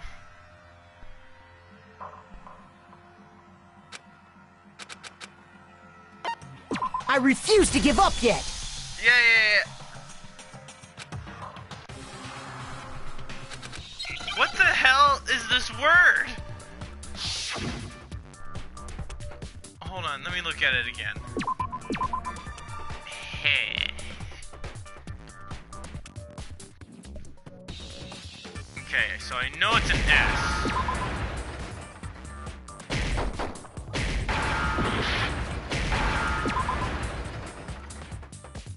Oh, I was just spelling it wrong.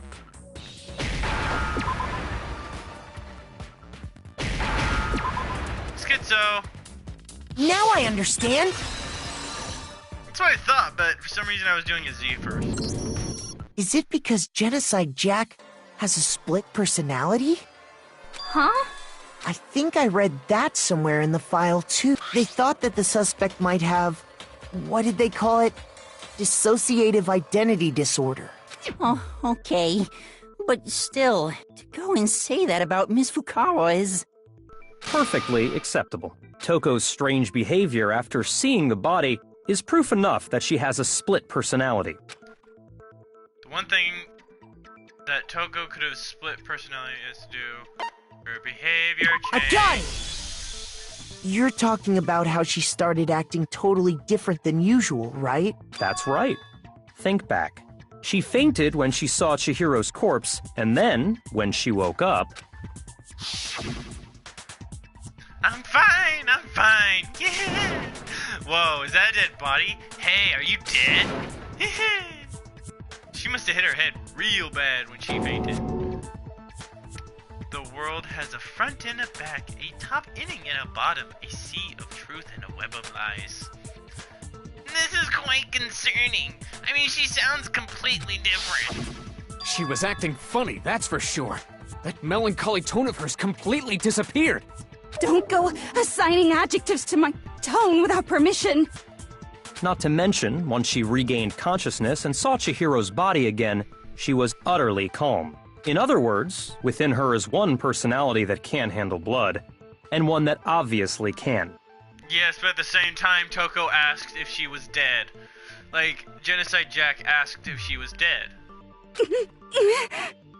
So when Toko trapped herself in her room, it's because she was scared of Genocide Jack? I won't let Genocide Jack have control. I'll drive out the killer. Drive out the murderous fiend.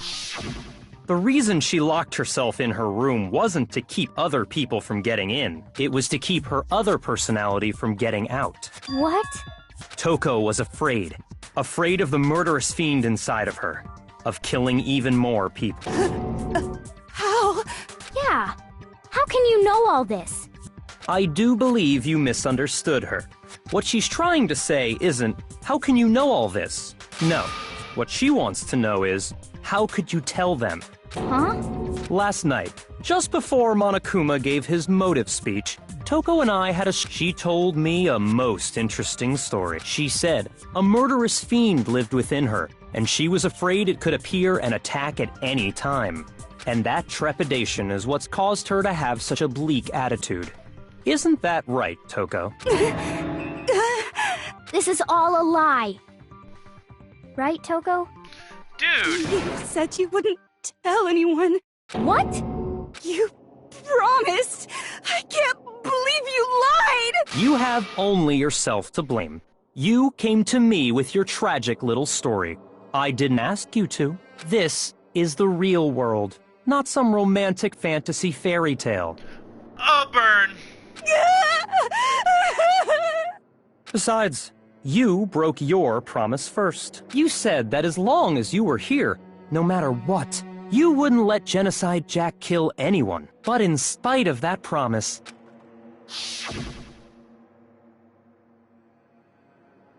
I'm sorry I couldn't keep our promise. But don't worry, never again. I won't let Genocide Jack have control ever again. You said if I kept my promise, you would go out with me. Whoa, what? That's the only reason I promised. How many times do I have to tell you? I never said that. What? But you weren't able to do it. You just couldn't resist that rush you got from killing, could you? I tried. I swear I tried to control it, But your efforts were useless. What a disappointment. I hate you. No, you Well, the opening act is nearly finished. All that's left is to hear from the person in question directly. Ow. The person? You must release Jack. You don't mean... Toko's body suddenly lunged backwards. Oh, my favorite character's coming up, of course. A huge thud echoed the courtroom, but in the next second... Well, hello there! Is it me you were hoping to see? Genocide Jill? Yes! What the heck? So you figured it out, huh? Well, whatever. What are you gonna do? I'm the ultimate murderous fiend, Genocide Jack! Or better yet, let's go with Genocide Jill! Oh. Fun fact, Genocide Jack shares a voice actor with Chie. I can hear it. What the fuck is this? Toko, what happened to you? Dude, did you not hear what's been happening? Not Toko! That's a loser name, and what happened is a textbook split personality! So what if one of them happens to be a serial killer? You should turn a blind eye to one's faults. How come she has a long tongue, but Toko doesn't? She's so intense. Like they say, sound in murderous mind, sound in murderous body! This one is so different from the one we've come to know. Yes, well, the world is composed of a front and a back, you know. No. Just like how every inning has a top and a bottom, or how in the depths of every truth lives a little lie. Behind every dark and gloomy soul lives another that shines as bright as the sun!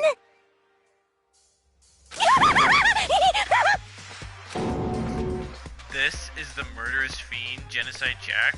This is beyond insane. Miss Jack, Jill, can I ask you a question?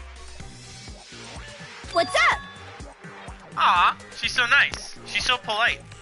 Her monologue almost sounded like Igor's speech from Persona. It really did. Some of us think you might be the mastermind behind our entire situation. What are your thoughts on that? Well, I'll tell you. I am the mastermind of all masterminds! Just kidding! I fucking love her. She's great. Then it's not true? Nope. Of course it's not true! How dare you try to link me to that creepazoid! I freaking love Genocide Jack so much, right? And another thing, the police and government and society in the outside world are totally powerless! I mean, they just let this idiotic, bloodthirsty maniac go buck wild all over town! Sure, I'm a bloodthirsty maniac, but life is pain, right? To live is to hurt other people.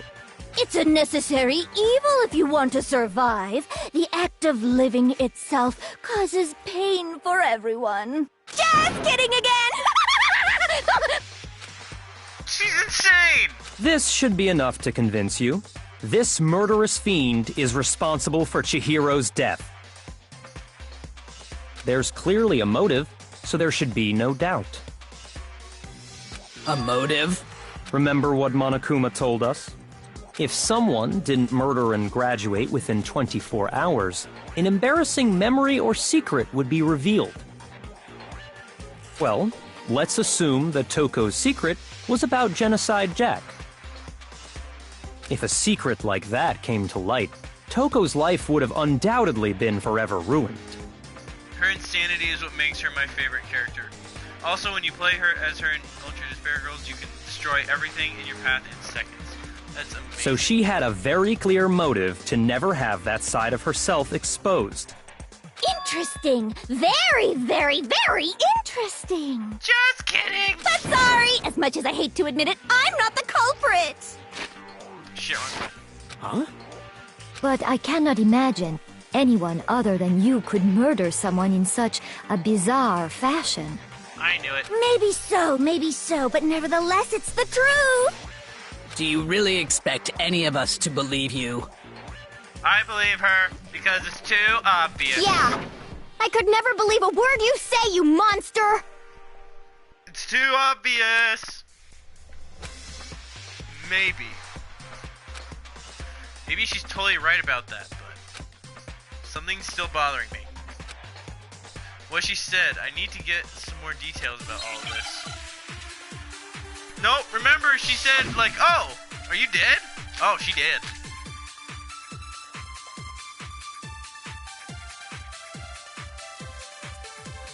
Sorry, but I didn't kill anyone. You say that, but do you really expect any of us to believe it? Perhaps if you had an alibi, that would change things. Oh, an alibi, huh? Now we're talking. When you compare your past murders to this incident, the modus operandi matches completely. What more proof do we need? Give it up. You killed her.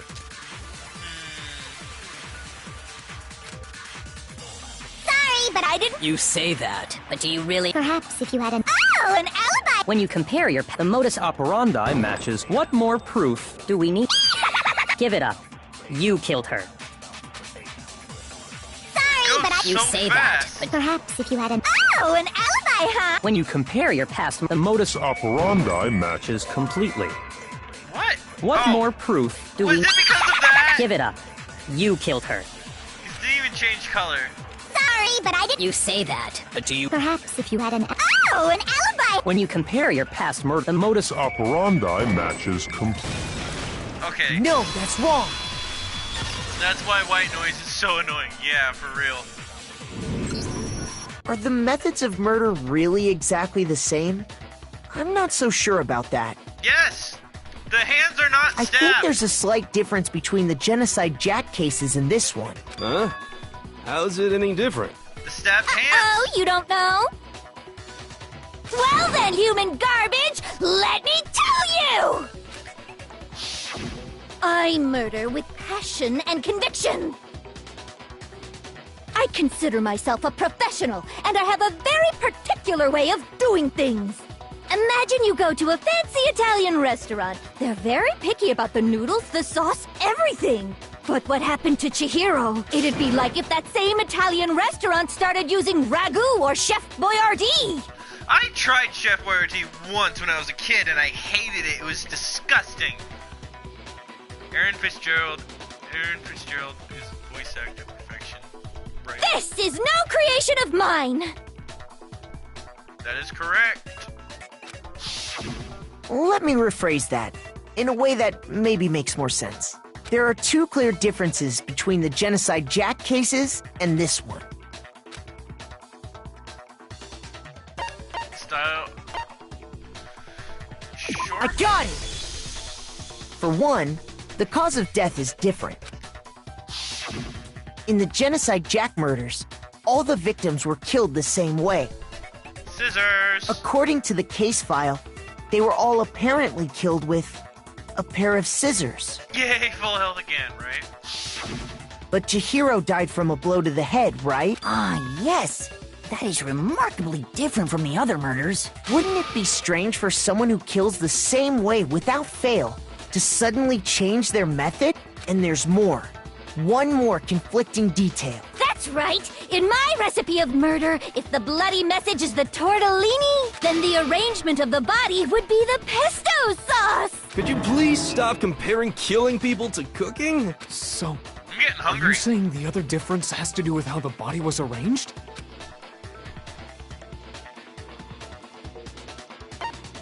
I got it! Do you remember what the killer used to suspend her? They used some kind of rope to hang her up by her wrists. It's the fucking extension card! What is your point? Well, in all the previous Genocide Jack cases, something else was used to suspend them. Scissors! Specifically, pairs of razor-sharp scissors. And guess what? I used my own specially designed scissors for the murders and the arrangement. Like I said, I'm a professional, so naturally I'm very picky about the tools I use. And you know what else? Wow, I do that. The and. I do that all the time. Big Mac said there's two differences, but he's wrong. Big Mac? Are you referring to me? That's hilarious. Listen up, Big Mac. There's actually one more difference! Huh? My word, you really didn't notice? Take a look at who the victims were in each Genocide Jack case. There's a pattern there, just waiting to be discovered. A pattern? Figure that out, and it'll be plain as death why I couldn't have possibly killed that little lolly girl. Let's see. There was a pattern to the...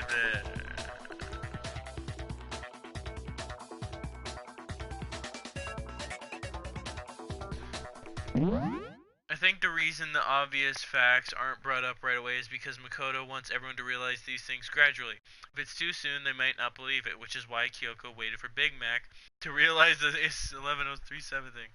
Also, this is where those names come in. Right, I figured that.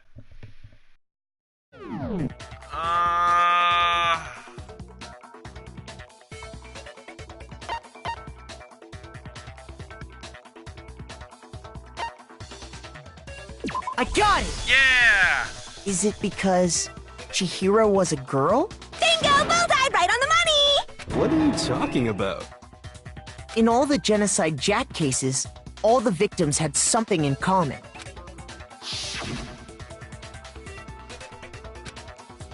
I'm not reading the names. They were all guys? That's right! The people I kill with such passion and conviction are all adorable little men! Oh my god. That's why it wasn't as obvious in English. Well, it kinda was, but... I didn't even think of that. Like, when you said look at the names, I'm like looking for like patterns. Like, you know, like you said, patterns in names. I was straight up looking for like... legit, like I was looking at the initials, I was looking at like, you know, like maybe similarities, like, you know, like what could rhyme, what could, like, you know, like make maybe their family. I went like too deep into it again. I can't believe I said it! I'm so embarrassed! The hell is wrong with you? I can't help it! I'm just a full-throttle boy-on-boy fangirl, and the mopey side of me just hates it. But now I'm on the fast track to becoming a full-fledged fan madam!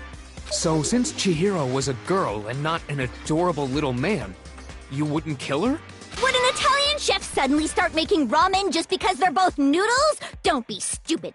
I have too much passion and conviction to cross that line. That's the absolute reality of the one and only. That's why it wasn't as obvious in English. It's hilarious that our food comparisons make so much sense. Right? They do. But you know what? At the same time, I'm not gonna lie, they're making me hungry. Like, I'm legit, I have legitimate hunger right now. We get it. You've clearly explained your hobby and your philosophy. But that's not all there is to it. It's a different matter entirely. when you're forced to kill in order to survive. Quiet, lowly cur! Lowly cur? I would never kill for a reason as petty as mere survival. And if by some fluke I did kill to survive, why would I bother with the message and arrangement? It'd make me the obvious suspect! That does make some amount of sense. Plus, whatever reason I have for killing, I would never leave out my prized scissors. Oh shit, she just shot Byakuya down! Hell yeah. Oh, why did I guess they were making you hungry? Because you know me, babe. Yes, it's because you know Who me. would go out of their way to use a big, stupid, heavy dumbbell? Maybe you used the dumbbell because you couldn't find any scissors in the school? Bitch, she just said she makes them herself. She has special... Any scissors? I don't just use any scissors. I only use my own set of high-class, envy of the entire world scissors! Oh, how wrong Hifumi is, right? That's what I'm saying. Okay, whatever. There still aren't any in the school. Are you sure about that? Da-da-da-da! I knew it. I've seen this screenshot. She's fully equipped! Not this one. That's right! So I can kill anywhere, anytime! Why would I resort to dumbbells or rope when I have my trusty scissors by my side? I knew it. Go ahead, tell me I'm wrong! You can't, can you, gutter dogs, all of you! Not to mention, I have no clue how to tie a good knot. So rope's totally out of the question anyway! Well, I've seen a sprite, like, you know, this kind of sprite with the scissors. I've seen that, like a screenshot of it. I have no idea what's going on anymore!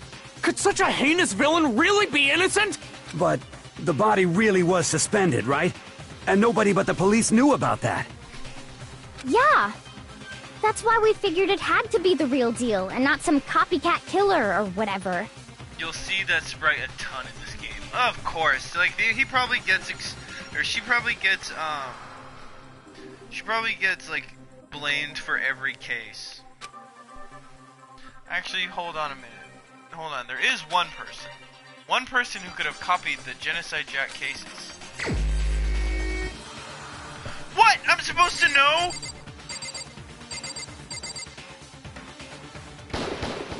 Here's my answer. Oh yeah. Byakuya, it's possible you could have found out, isn't it? You'd have no problem gaining access to classified government documents or internal police records. Right, I'm not supposed to know he's a survivor. He was the only one who knew about the Genocide Jack secret. Right, I'm just trying to remember. It's like, oh shit. I'm not supposed to know he survives. Plus, you'd already looked through the Genocide Jack file before this all happened, hadn't you?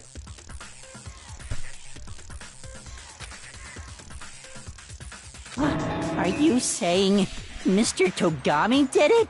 Togami. I've been saying Togami. Then, the reason he pushed the theory of Genocide Jack being the killer so hard was because he wanted to pin the crime on her. So, he rearranged the scene to disguise it and make it look like I put my stamp on it! The adorable glasses man was behind it all! Oh, I'm on fire! Well, Byakuya, what's your response? I see. So now the suspicion falls on me. It's important not to look too far in the future in this game. If you get ahead of yourself, you'll find yourself in a bad spot because the characters haven't caught up. Yeah, that explains a lot. Then I must ask, when would you say I began acting suspicious? Surely you must have an answer. Looking back and thinking about it now, the way you were acting right before we discovered the body was a little strange. And the locker rooms. They're suspicious. Very suspicious indeed. Wouldn't you agree? Huh? Suspicious? It seems nobody searched the locker rooms. Let's start with the girls' locker room. You wanted to go to the girls' locker room right away, right? But since you're a guy... I should have naturally thought of the boys' locker room first. Is that what you want to say? The victim was Chihiro, a girl. Hence why I said we should check the girls' locker room. We didn't know that at the time. Nothing strange about that, I'd say. On the contrary, there's something very strange. Okay then. What's so strange about it? Go ahead. Share with the rest of the class.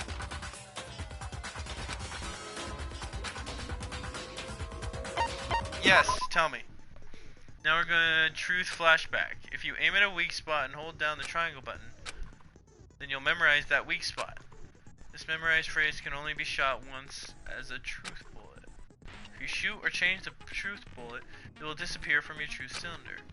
However, you can use this flashback feature as many times as you want. If you don't seem to have the answer to a lie or contradiction in your loaded truth bullets, it might be wise to memorize a different weak spot and use that to make your case. When's the best time to flashback? Well, you'll see, you'll just have to use your keen wits, won't you? In this case, though, I will say that if you don't use a flashback, you won't be refuting anything. Well then, good luck and have fun.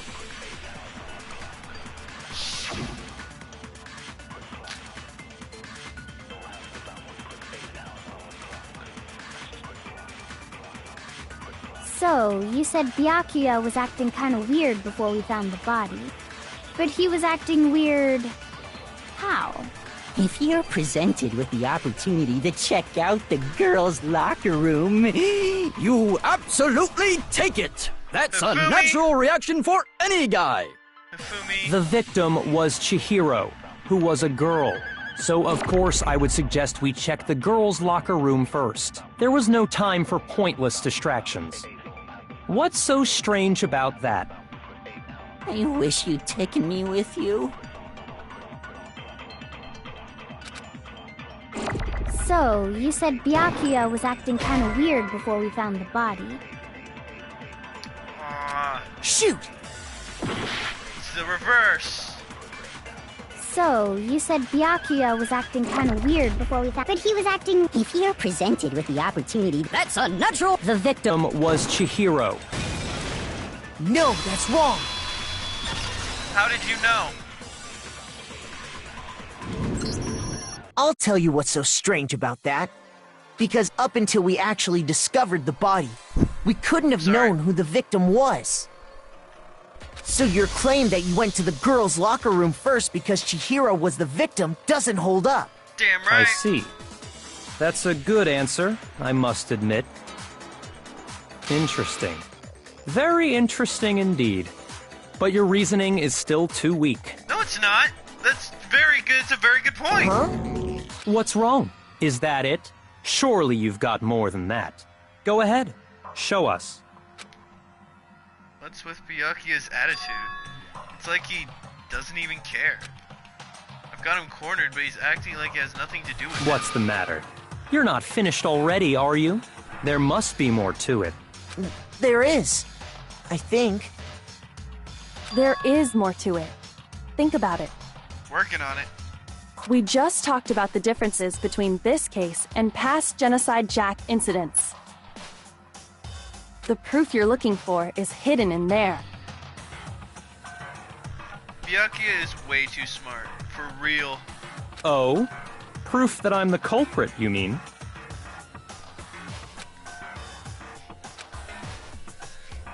The differences between this case,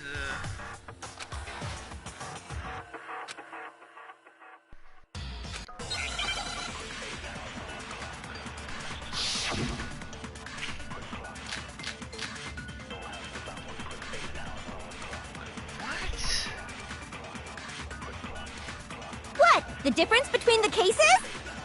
You want me to explain it again? When I want to kill, I use my very own special scissors. And I use those same scissors to arrange the body.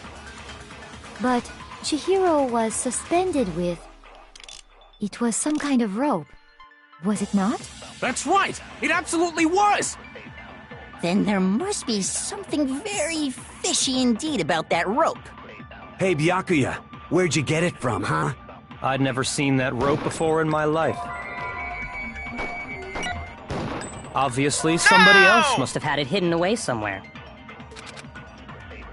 What? The difference? You want me to explain? When I want to kill, and I use those same... But Chihiro, it was some kind of... That's right! Then there must be something... Hey, Byakuya, where'd you get it from, huh? I'd never seen that rope before in my life.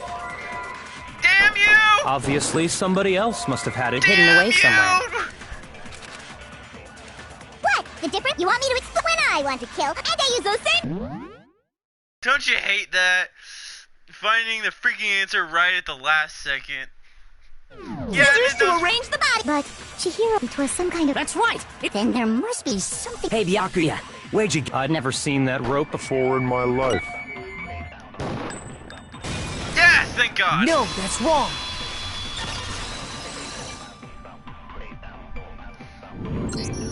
Actually, I'm pretty sure you have seen it before. Because, you see, that rope, or should I say... Some of this is obvious, though. That extension cord? Because, like, yeah, come on, the plug, it's pretty obvious it's a freaking... What? An extension cord? Byakuya, you've used the extension cord in the library more than once, haven't you? This is why the slowdown feature becomes necessary in the later trials. The white noise becomes very excessive. Yeah, for real, and keep in mind, I'm on the freaking hard mode. And the same extension cord that was in the library all this time went missing after the murder. And there's no way someone who uses that extension cord as much as you do wouldn't discover that fact. Then Byakuya must be the one who took the extension cord. I can't imagine any other possibility. That's really what you think? Then your conclusion is something like this. I killed Chihiro in the girls' locker room, then hung her up and wrote that bloody message. I intentionally made it look like Genocide Jack was behind it. Is that about right? He's doing it again. He's totally calm, totally unconcerned. As if he's not even involved. Wait, not even involved. What's wrong? I asked you if you think that's what happened. I played on normal mode in case 4 made me rage quit because of the white noise. I was too stubborn to use the slowdown feature and kept missing. Then Vernon told me it was basically necessary. Right, of course. Hell yes, that's what happened. So that's it, right? Byakuya's the killer. Nope. I don't disagree with not disagreeing. He kept calling this a game, right? So he'd be totally willing to do something like this to win. Wait, hold on, what did she say? I don't disagree with not disagreeing. Does that mean she agrees? Don't disagree.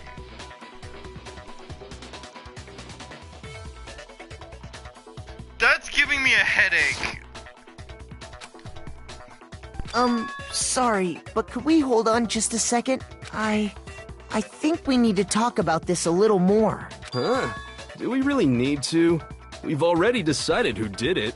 I know, but still, there's something that's still bothering me. Is that right? And what, pray tell, is still bothering you?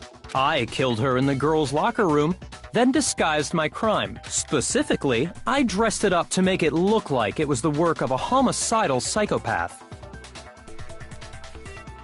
Genocide Jack and her riddle speak. I freaking love her, of course, but it's like, wait, what? What about all that bothers you? Wait. What was that just now? Something's not right. Yaka remarks just now that there's something in there that concerns me.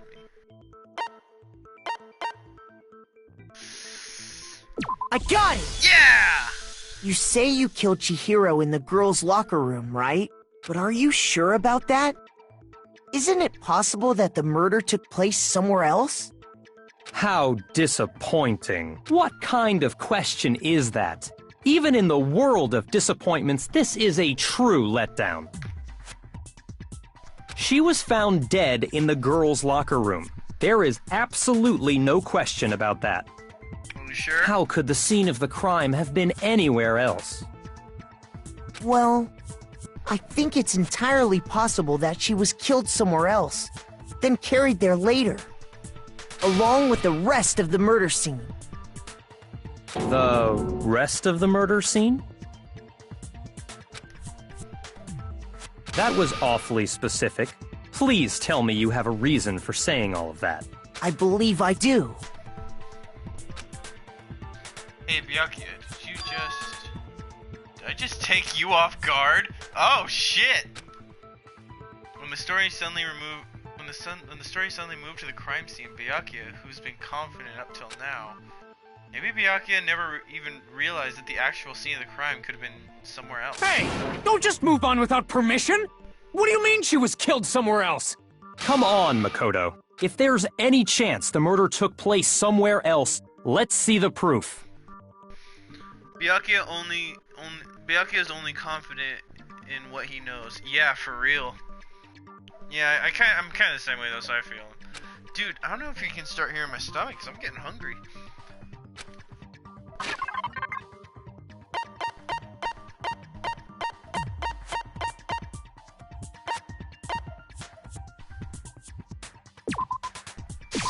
I got it! The proof that she was killed somewhere else is the poster that's hanging in each locker room. Your proof is some posters? The poster in the girls' locker room was a picture of a big-boobed supermodel. But don't you think that's kind of strange? Why would the girls' locker room have a poster like that? I bet those massive jugs of hers were totally fake! Jesus, Jill! Meanwhile, the boys' locker room had a poster of the super popular boy band Tornado. Again, that doesn't really seem to belong in a boys' locker room. So you're saying that maybe the posters were switched? Nope, everything except the poster. And there's one other thing I noticed about the locker rooms. You know what I'm talking about, right, Sakura? You're referring to my protein coffee, aren't you? Protein coffee? While I was in the girls' locker room earlier, I spilled some protein coffee on the carpet. But I noticed that after the murder, the stain had been totally scrubbed away. No, it's not that the stain was scrubbed away. It was moved.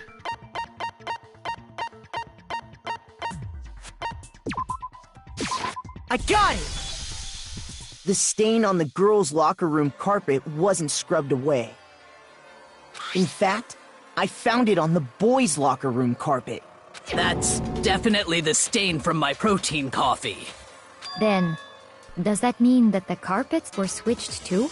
But why would anyone do that? To move the murder scene from one locker room to the other. It's certainly plausible, don't you think? What? In other words, in order to completely swap the scene of the crime, the blood-stained poster and carpet were moved along with the dead body. Oh. By doing this, the killer was able to change the entire room where the murder took place. I can certainly follow your reasoning, but why would the culprit bother doing that? Huh? Why would they go through all that trouble of switching the scene of the crime? Actually, an even bigger question. If the murder did take place in the boys' locker room, then how did Chihiro get in the boys' locker room in the first place? To get into the locker rooms, you have to swipe your e-handbook across the card reader device. I knew it! But Chihiro's handbook should have only allowed her access to the girls' locker room. She had no way to get into the boys' locker room to begin with. No, she did have a way, and I can tell you what it was.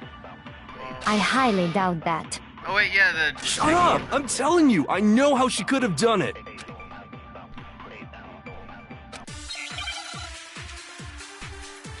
Yeah, she could have grabbed the broken handbook. Okay, maybe I'm crazy. Is it really possible? Oh, it just did it right for me. Could Chihiro really have gotten into the boys' locker room somehow? Ah! I've got it! I didn't even mean to do that. She must have hacked her e-handbook. Or not. Shoot! Is it really? Could Chihiro really? She must have hacked her. She was the ultimate programmer, after all. Oh, yeah. I'm sure that would have been no problem for her. No, I don't think that's it. She used the thing that was in the main hall. Huh? What thing? I'm talking about Leon's handbook, of course. No, that's wrong.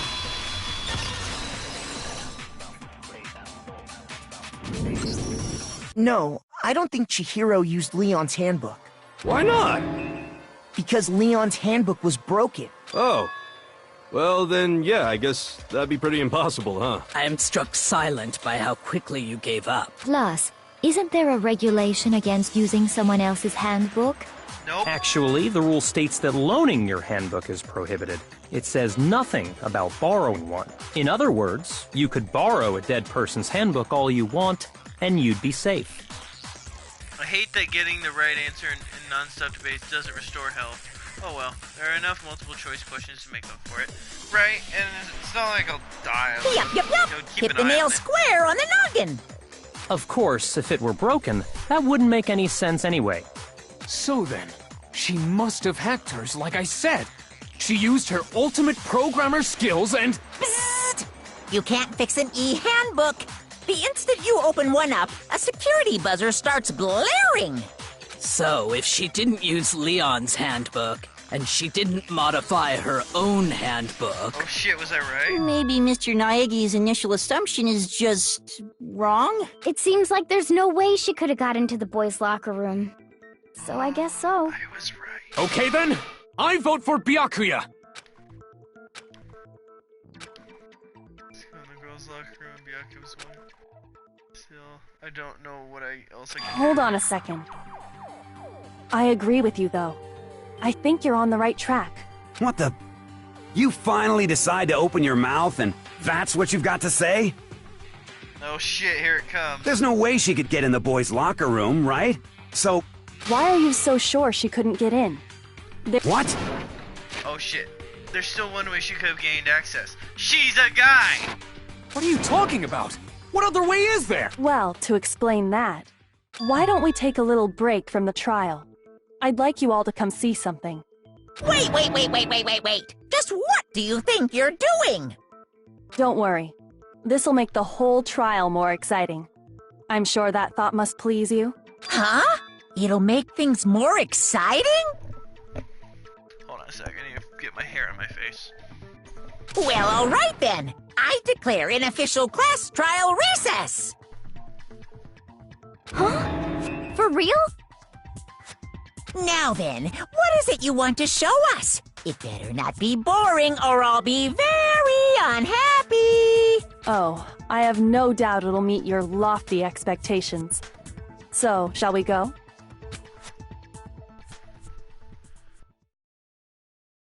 So before I even knew what was happening, the class trial had been put on hold. We headed off with Kyoko in lead. And where she took us was... Yep, I knew it! The girls' locker room? We've already searched this place top to bottom! What are you trying to pull, Missy? I'd like you to examine the victim's body one more time. You want to check it again? Be sure to examine the entire body very carefully. Take your time. Examine her carefully? Like using our hands? Correct. No way! It's probably best if I don't run my hands all over a girl's dead body. Uh-huh, girl. It's not that I'm creeped out or anything, it's just... based on religious grounds, you know? Very well. I'll do it. But you're a girl. You shouldn't have to touch a dead body.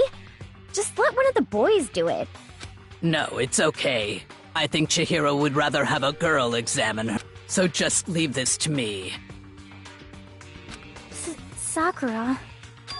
What is this? Some kind of secret girl-on-girl action? Is that what you two are about? Nope. That's not it at all. Stop screwing around. Okay, here I go. I'm sorry, Chihiro. Please excuse the intrusion. Aw. Putting her hands together in a brief prayer, Sakura then began to quietly examine her body. Be sure to check her entire body, and I believe we will solve this particular mystery. She's wanting her to find his dick. Her entire body? I know you say that, but What? This is... What is this? I knew What it. is it? Not possible. It's not possible. Oh, but it is possible!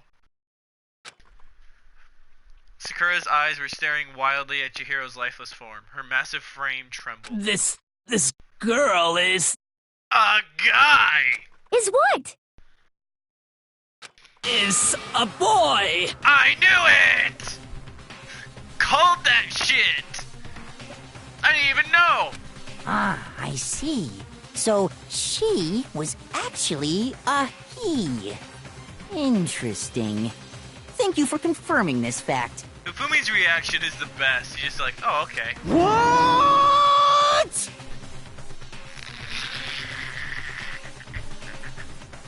Please play that again! How do I play it? Play it again. Play it again. You're That's joking, amazing. right? That's why it was the best. Yes. Yes, it was.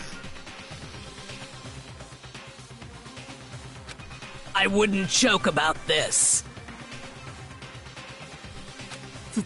Then Oh, gosh. it's really true? Sorry. Chihiro was a guy? Correct. Oh, what? You guys didn't know? Heck, I knew that right off the bat. I knew it right off the bat. Chihiro Fujisaki was totally a guy. Then he was a cross-dresser? Oh, no, I'm really on fire! I wish I had killed him! So that's what Kyoko wanted to show everyone, huh? Interesting. Yes, that certainly does make things much more exciting. Now let's ride this wave of excitement back to the courtroom and get back to the trial. Ahem. I do apologize for keeping you waiting. Now then, let's resume the class trial. We've all just learned of the shocking revelation that Chihiro was actually a boy. Let's pick up from there. Yes, well, I don't know his reason for hiding it, but the fact is, Chihiro was not a girl, but a boy. To think that Chihiro was actually a guy. The thought had never even crossed my mind. And because the victim was male, he would have had no problem gaining access to the boys' locker room. I fucking knew it. I freaking called that when she got nervous about, like, which one. I'm probably gonna turn in since I want to start waking up earlier. I hope you enjoy the rest of the trial. The actual culprit will blow your mind. Of course it will. Alright, see you tomorrow. Assuming his handbook did, in fact, list his gender as male, then yes, that would be true. Of course his handbook said he was a boy. He dressed like a girl, but he was a boy through and through. Thank you. So then, there should be no issue with Makoto's initial assertion.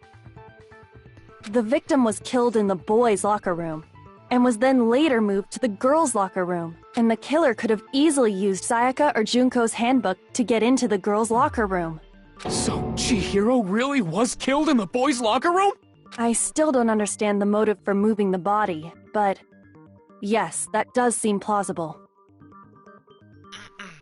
Well, I must admit, I did find it rather odd. I knew he felt a little off.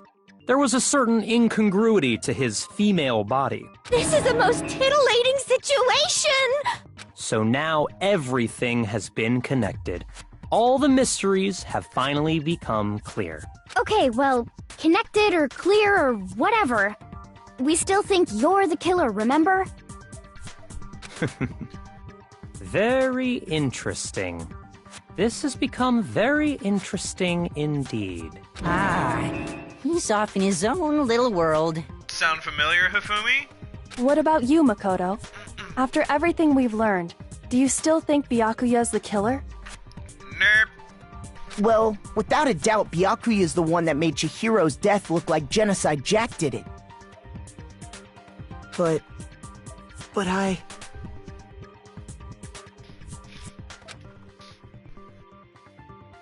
think he might not actually be the killer after all. What?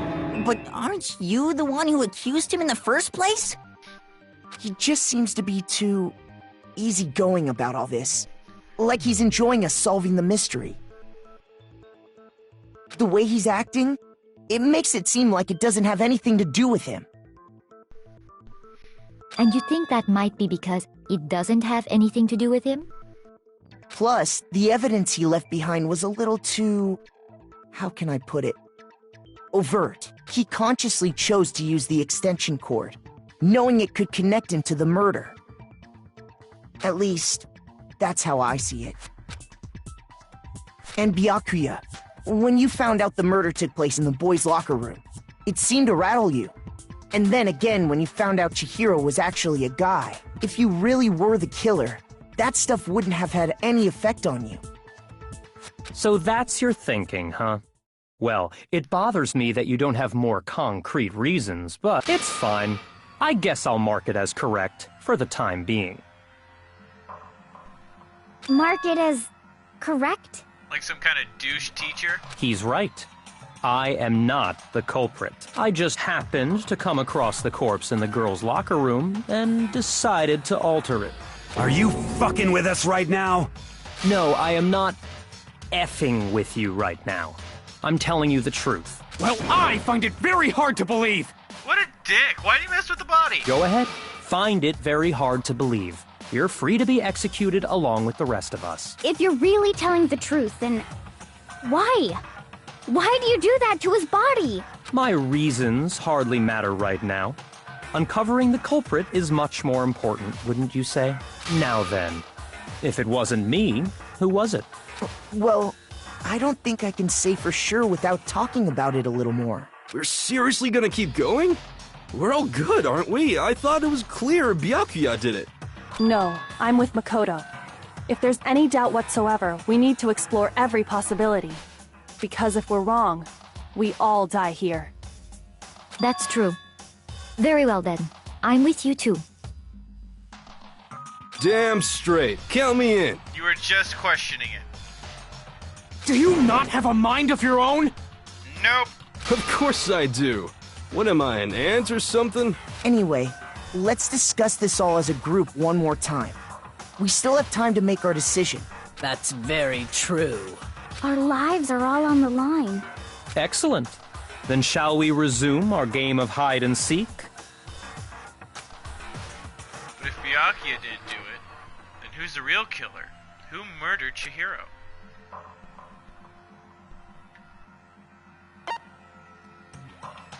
I got it! Since the crime scene was the boys' locker room, you would need a boys' handbook to get in. Since Leon's handbook is apparently broken, the killer would have had to use their own. In other words, it had to have been a guy.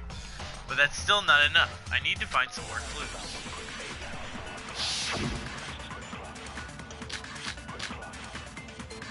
Ooh, Celeste's account. Isn't there a single clue that might lead us to who did it? Well, clues are one thing, but did nobody get a look at the killer? I'm sure if someone saw the killer, they would have said something by now. Perhaps someone saw the victim at some point. Even that might be enough for now. Yeah. All we need right now is any kind of new info. Ah! Shoot! Isn't there a single clue? Well, did nobody get... I'm sure if someone saw the... Perhaps someone saw the victim. Yeah. It's over. It's all over. You want to know who saw the victim? The killer. And only the killer. No, that's wrong.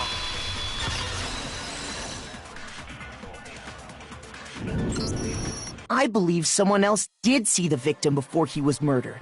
What do you think, Celeste? Now that you mention it, yes. I did see him. What do you mean now that you mention it? You told us. Huh? Really? Oh, but I suppose only Makoto knows about this. The rest of you had no idea, did you? That is why you're all making such ugly noises. Whatever! Just hurry up and tell us!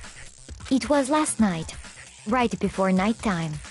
I saw Chihiro in the dormitory warehouse. I saw him stuffing a track jacket into a duffel bag. And then, I assume, he headed off to exercise. A track jacket and a duffel bag? But we didn't find anything like that at the murder scene. It seems likely that the culprit destroyed them to get rid of any evidence. And that is when he said something that struck me as rather odd. Well, I'd better get going. I'm kind of in a hurry. Chihiro told me he was in a hurry. But why would he be in a hurry? Only if someone were waiting for him, I should think. So, Mr. Fujisaki was on his way to meet with someone, and then they were going to work out together? What's the plan? But Hina and I had invited him to exercise with us plenty of times, and he always declined. Probably because he was afraid you'd find out the secret he was hiding, right? Which means that conversely, he must have trusted whoever he was meeting with very much. Enough so that he was willing to risk his secret being revealed. What a marvelous friendship! The point is, whoever he met up with is the culprit, right? So we just gotta figure out who it was. But knowing what we know, I can't even guess. No. You already have what you need to make the connection. Huh? You know who the killer is. Seriously? Who is it? Who's the killer? I have a feeling it's you, Mondo. Think back to the track jacket and duffel bag the killer disposed of. Focus on the details of these items, and it should become obvious who was waiting for him. Are you sure about that? You really think we can figure out who did it based on 2 pieces of evidence that we don't have? What? You want to track down some fingerprints or something? Even if we had the equipment for that, we wouldn't know how to use it. As was noted, the evidence is already gone. There's nothing to get fingerprints from. Maybe, but we can make certain inferences if we just take the time to talk it out. Easy for you to say. But fine. Celeste, did you notice anything special about the bag or jacket? The bag was just a normal duffel bag from the warehouse. All the bags in there are the same, so I can't imagine what would make that one special. Well, if I remember right, there was a decent variety of tracksuits to choose from. Do you think there might be some connection between the culprit and Chihiro's jacket? Perhaps. Let's explore that and talk a bit more about the jacket he took. Does Chihiro's track jacket really hold some clue about the killer? Somehow it's really hard to believe.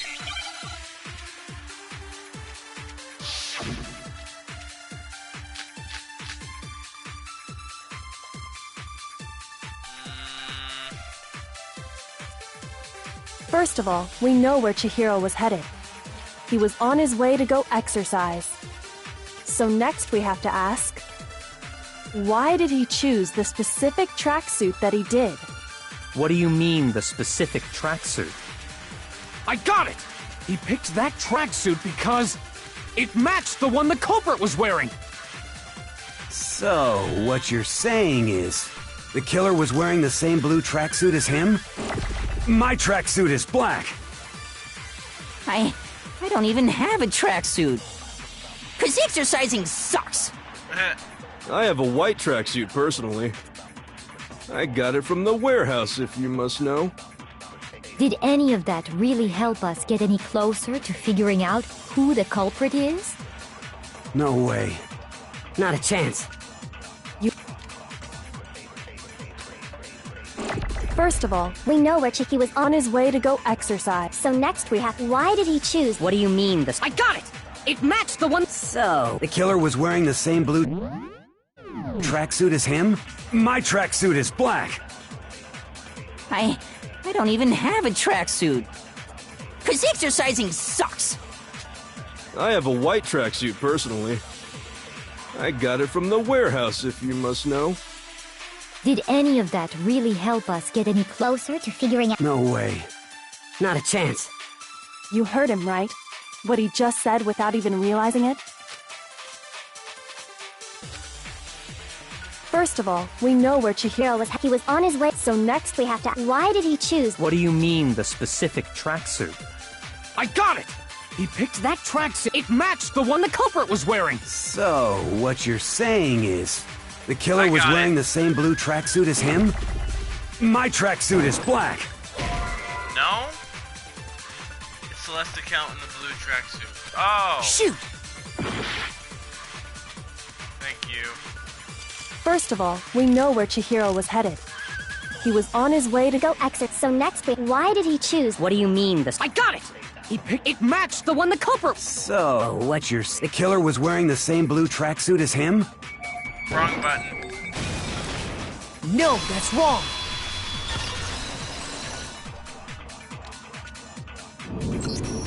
Hold on a second, Mondo. What did you just say? Huh? What'd I say? When Celeste testified a few minutes ago, she said...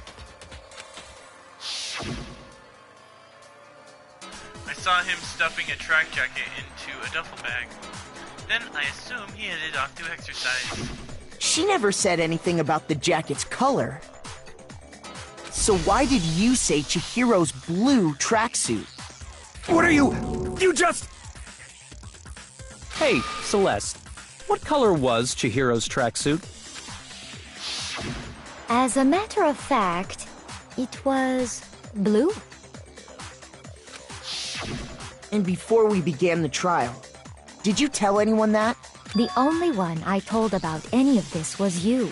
Then, Mondo, how did you know what color Chihiro's tracksuit was? But because I just... I'm sure he saw the clothes at some point in the investigation. No, that can't be it.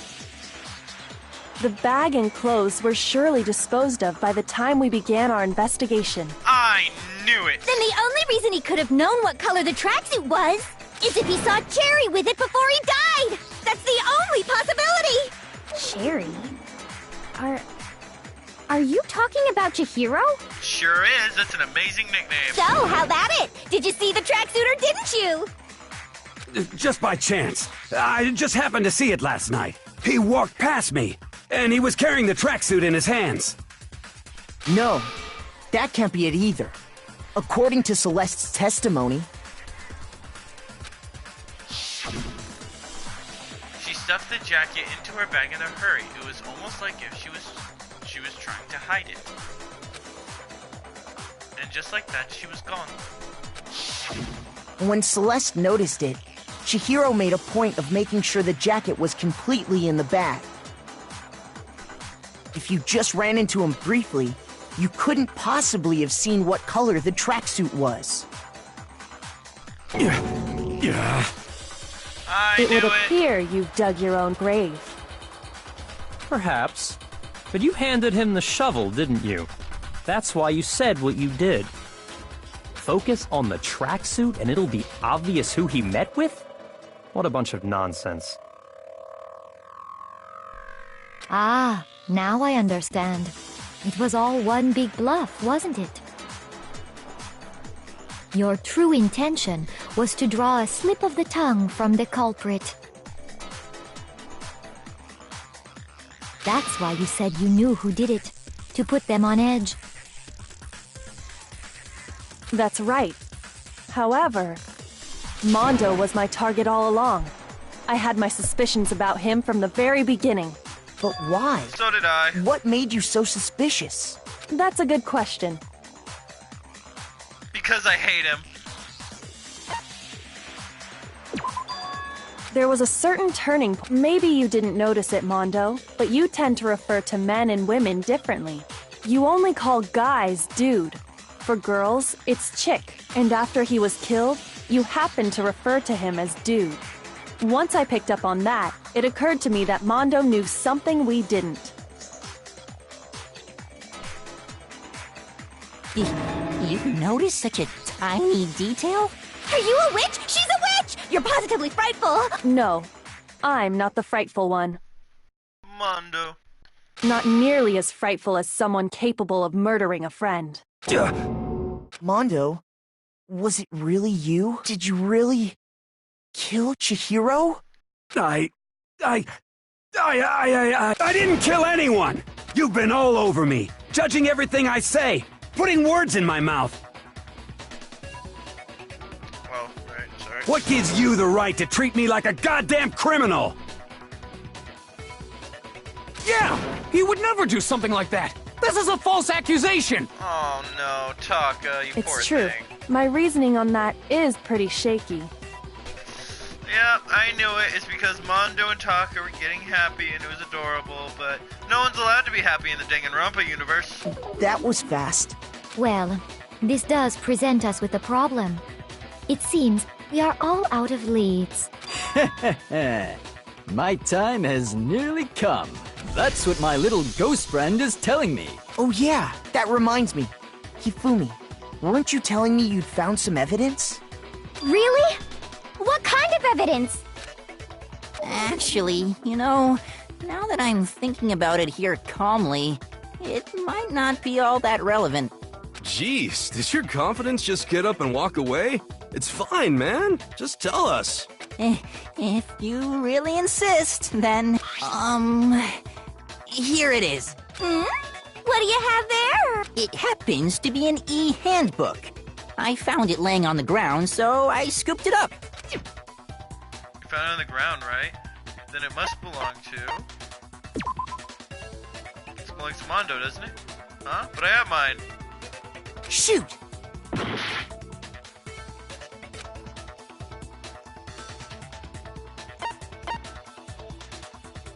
I got it! We know Chihiro's handbook was missing from the scene of the crime, right? For a fact. For a fact indeed. I was totally sure I'd found it. Then it must hold some clue about the culprit, right? Well, that's what I was hoping. But it's busted.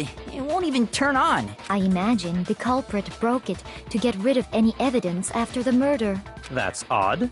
I didn't think the handbooks were quite so fragile. You're right. They're not. They're totally waterproof and shock resistant. It would take an awful lot to break one. And yet, this one does appear to be broken, as is Leon's, sitting useless in the main hall for all your confidence. That is a remarkably high failure rate. Do you think there might be some kind of mystery in there somewhere? How, precisely, did the handbooks get broken? I got it! You already told us before that the handbook has one weak point, didn't you? Yeah! You remember that? Yep. Sure, maybe I let that slip, but I never told anyone what the weak point actually was. But if the handbook is supposed to never break, and two of them broke in quick succession, then... Then we can only assume that someone's figured out its weakness. You know what the weakness is, right, Monokuma? So, what is it? Huh? You're asking me? I think it's a necessary piece of information if you want this to be a fair trial. But if I tell you, and someone else decides to copy it, that would be very not good. Just tell us already! Why would we want to break our own handbooks? Oh well, I have a weakness for pushy demands. But you're sure you won't follow their example? Then allow me to make a special announcement. The weak point of my cutting-edge e-handbook is... when it's exposed to high temperatures for too long, it will suffer a meltdown and totally break! I flippin' knew it! You knew it? Yeah, 'cause I found the handbook laying on the floor of the sauna. The temperature in the sauna can reach over 200 degrees. Strange how you don't get burnt, huh? It's because as your sweat evaporates, it creates a cooling layer of air around your skin. If the hot air of the sauna were somehow pushed directly onto your skin, you'd definitely get fried. that layer of air would get blown away. That's why you may feel a burning when you move around. So when you're in a sauna, make sure to keep nice and still. Wow, interesting. I learned one new fact today. Cool. Even though you were in the sauna for like an unreasonable amount of time. That is a mere trifling speck of knowledge. Sorry. Anyway, if you found the victim's handbook in the sauna, then the killer must have been purposely trying to raise its temperature in order to break it. Meaning the culprit somehow knew its weakness. But how'd they find out? Monokuma said he didn't tell anyone, right? Indeed. Quite the mystery. What if they found out by accident?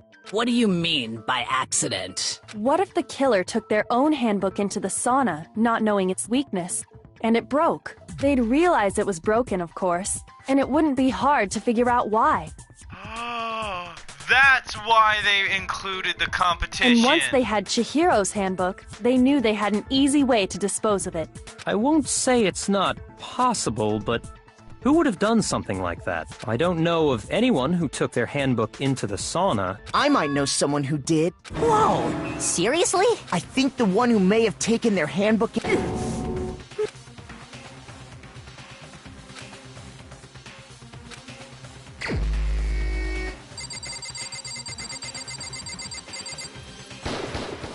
Here's my answer.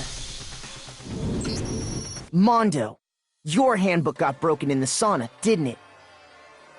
What? Why? Why do you keep accusing him? Mondo and Taka had an endurance contest in the sauna not too long ago, remember? And for the contest, Mondo just so happened to keep his school uniform on. But little did he realize, he'd also left his handbook in one of his uniform pockets. And when it was all over, Mondo discovered that taking your handbook into the sauna could easily destroy it. No, wait, hold on. You've got it all wrong. He would never kill. I don't accept this. Show me the proof. The actual solid proof. I mean, I don't want to believe it either, but I found something that proves it beyond a shadow of a doubt.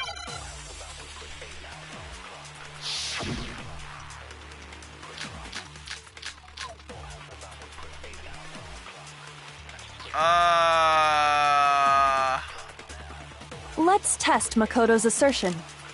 If what he says is correct, then Mondo, you broke your own handbook.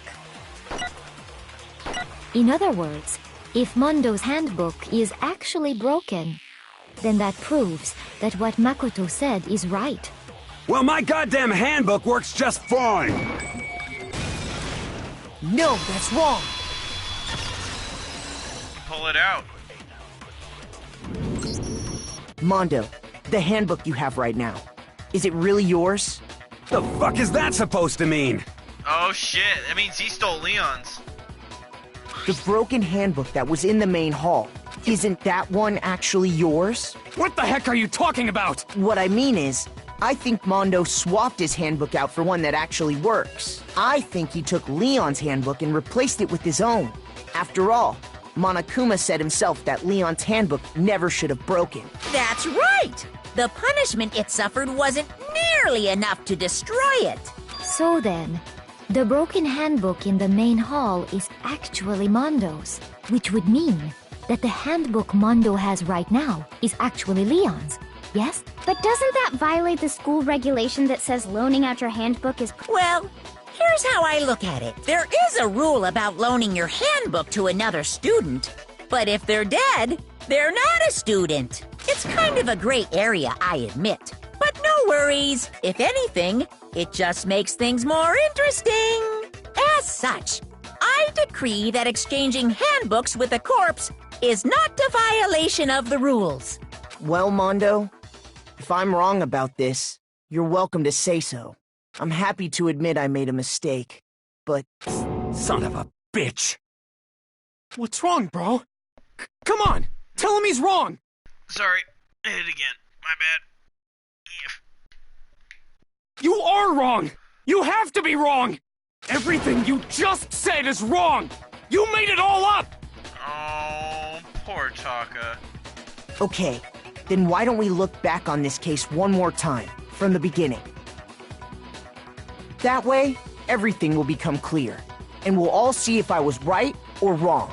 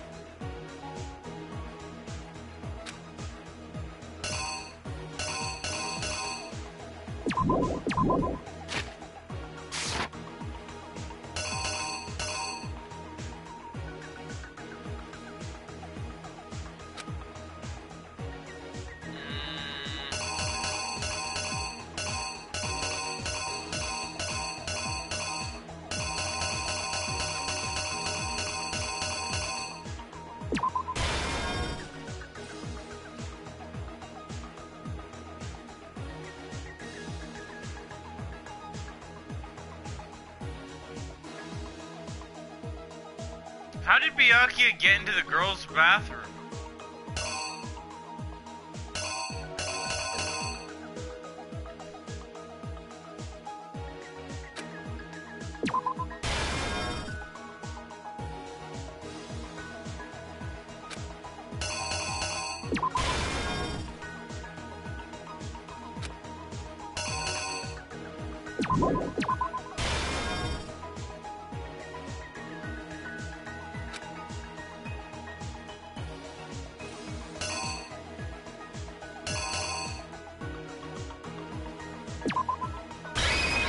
The killer is you! First, let's take a look back to before the incident. Last night, Celeste saw Chihiro in the warehouse, correct?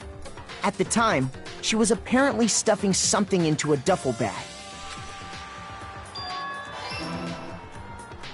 That something was a blue tracksuit. You can confirm this, right, Celeste? Yes, they've already been over this.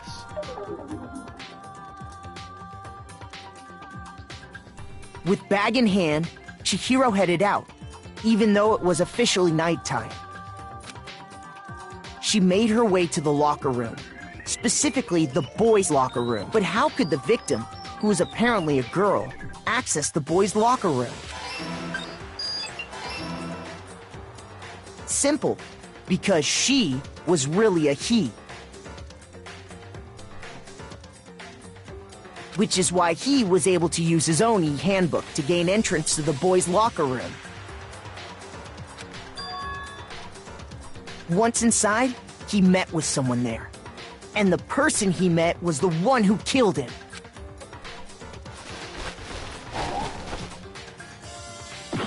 Oh.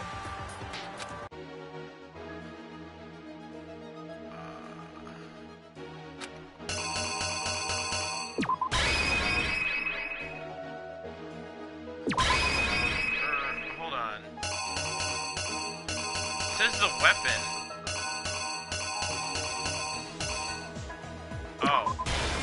Here's exactly what happened. Right, right. Once inside, I wasn't sure what he it met was. with someone there. And It the looked like a person he dumbbell. met was the one who killed him. Oh, right. It seems likely that the killer grabbed the nearby dumbbell, approached the unsuspecting Chihiro, and attacked him. And that's where the bloodstains on the poster and carpeting in the boys' locker room came from.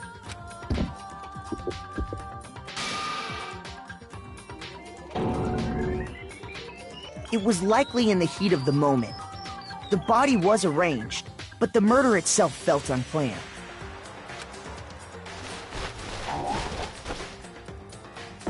Damn it.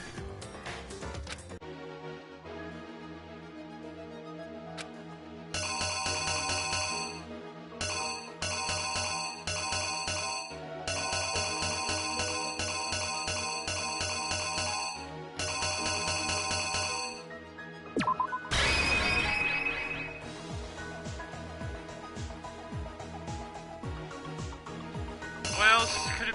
Oh. The killer is you! What?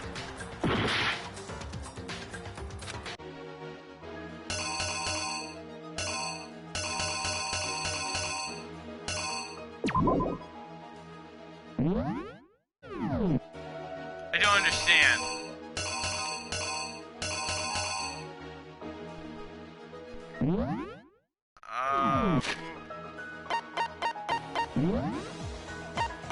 I can't.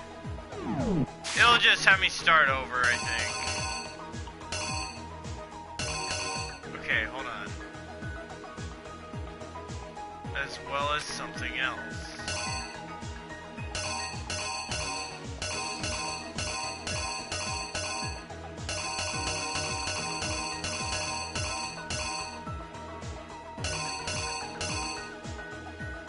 Oh! Switch it.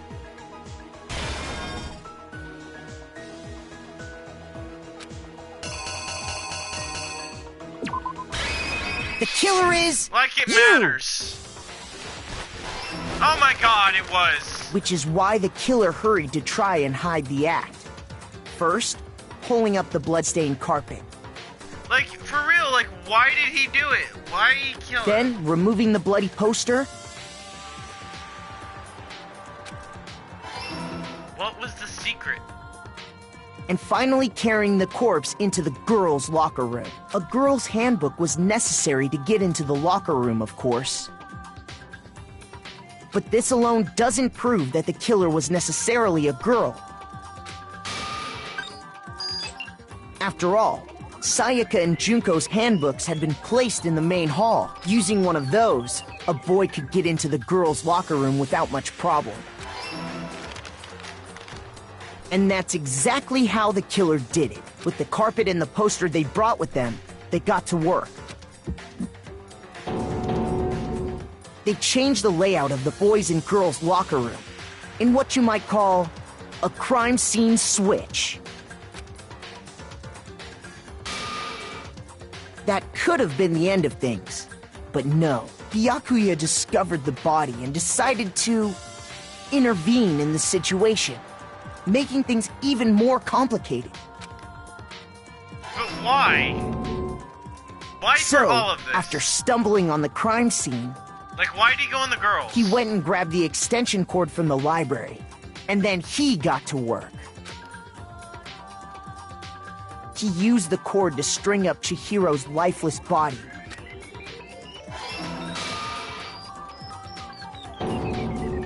Then, using the victim's own blood, he left a grisly message there at the scene of the crime. He wanted to create the illusion that Genocide Jack was responsible for the slaughter. Damn it!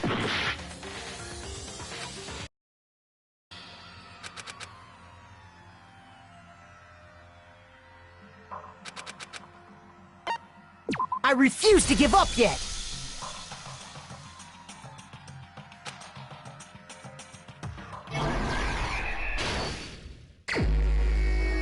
Oh my gosh, I do have to do it all again. Alright.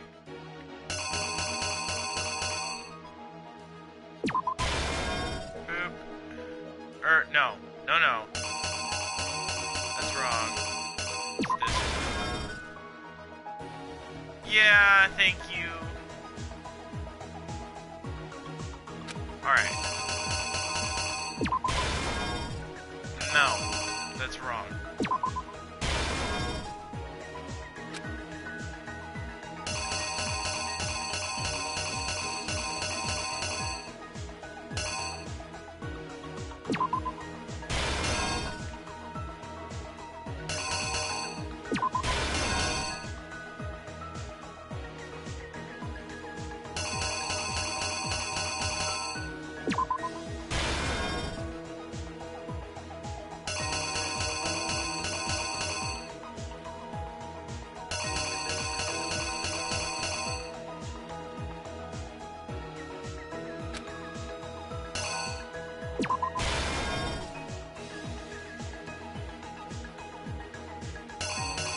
No, that's wrong.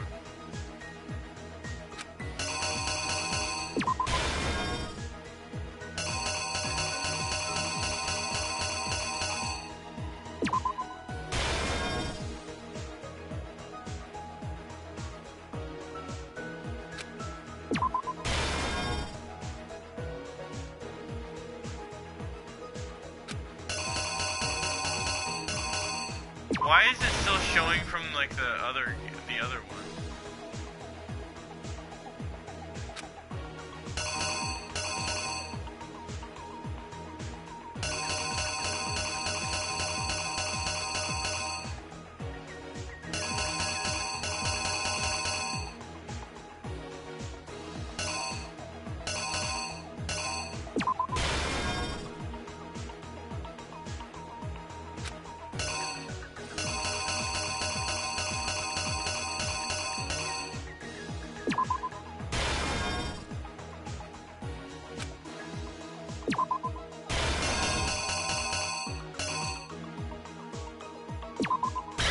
The killer is you! At the time. Yeah. That...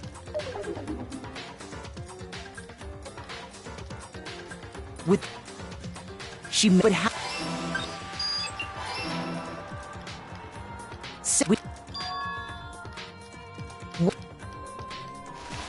Yeah. It's... ended. And...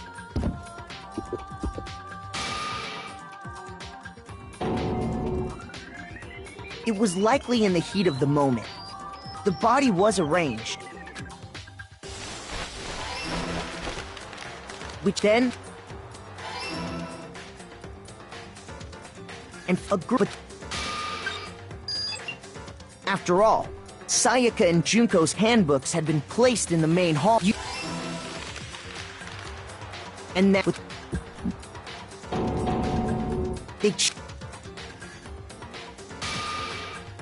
That Byakuya discovered the body and decided to intervene in the situation, making things even more complicated.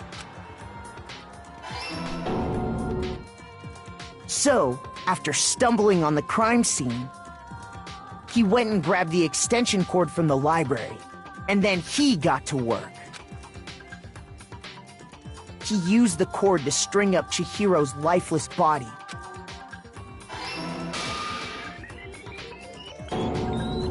Then, using the victim's own blood, he left a grisly message there at the scene of the crime. He wanted to create the illusion that Genocide Jack was responsible for the slaughter. And around the same time that Byakuya was putting together this facade, the killer, having already disposed of Chihiro's bag and other belongings, arrived at the sauna. There, they planned to destroy the last piece of evidence, Chihiro's handbook. And just as the killer expected, the steamy sauna was enough to ruin the electronic gadget. Somehow, the killer knew that the handbook couldn't stand up to the heat of the sauna. And the reason they knew that is because the sauna had already wrecked their own handbook. And that's how it all played out. Isn't that right, Mondo Owada? That's right. I knew it. Wait! No! This can't be right! Where's your evidence? Yeah! Where's your evidence? You need evidence! You need proof! Without any proof, you can't pin any of this on him! Evidence that Mondo is the killer. That already revealed itself earlier in the trial. All I have to do is check that one item of his and everything will become clear.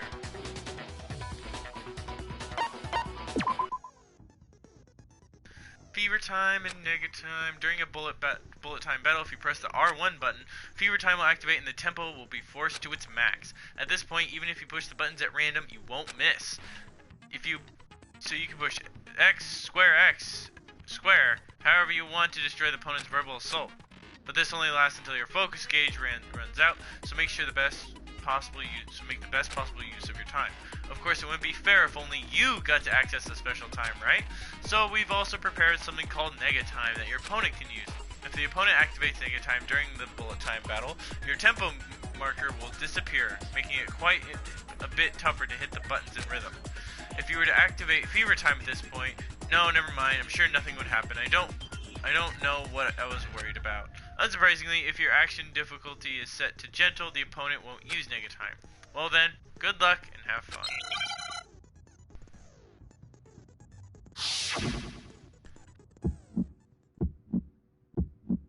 Show me some evidence!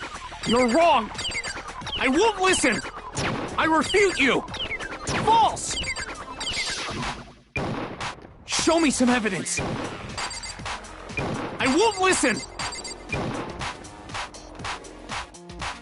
I refuse to vote! Show me some evidence! You're wrong! I won't listen! I refute you! False! Show me some evidence! I won't listen! You're corrupt! I refuse to vote! I refute you! False! You're corrupt! Show me some evidence! I won't listen! Show me some evidence! You're wrong! I won't listen! I refute you! False! Show me some evidence! I won't listen! I refuse to vote! Show me some evidence! This should prove it.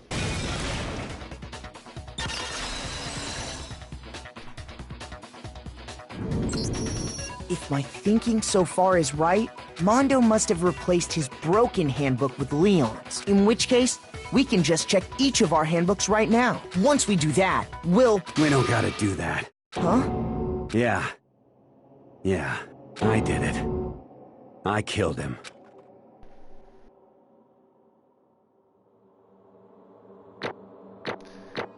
Oh no. Yay!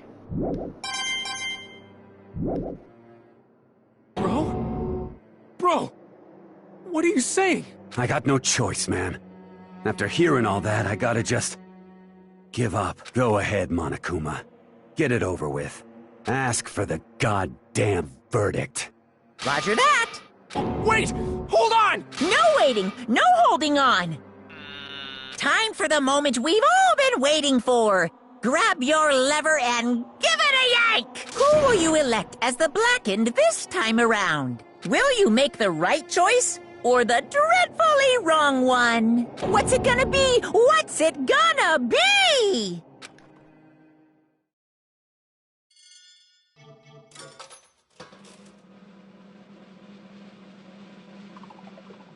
Oh no.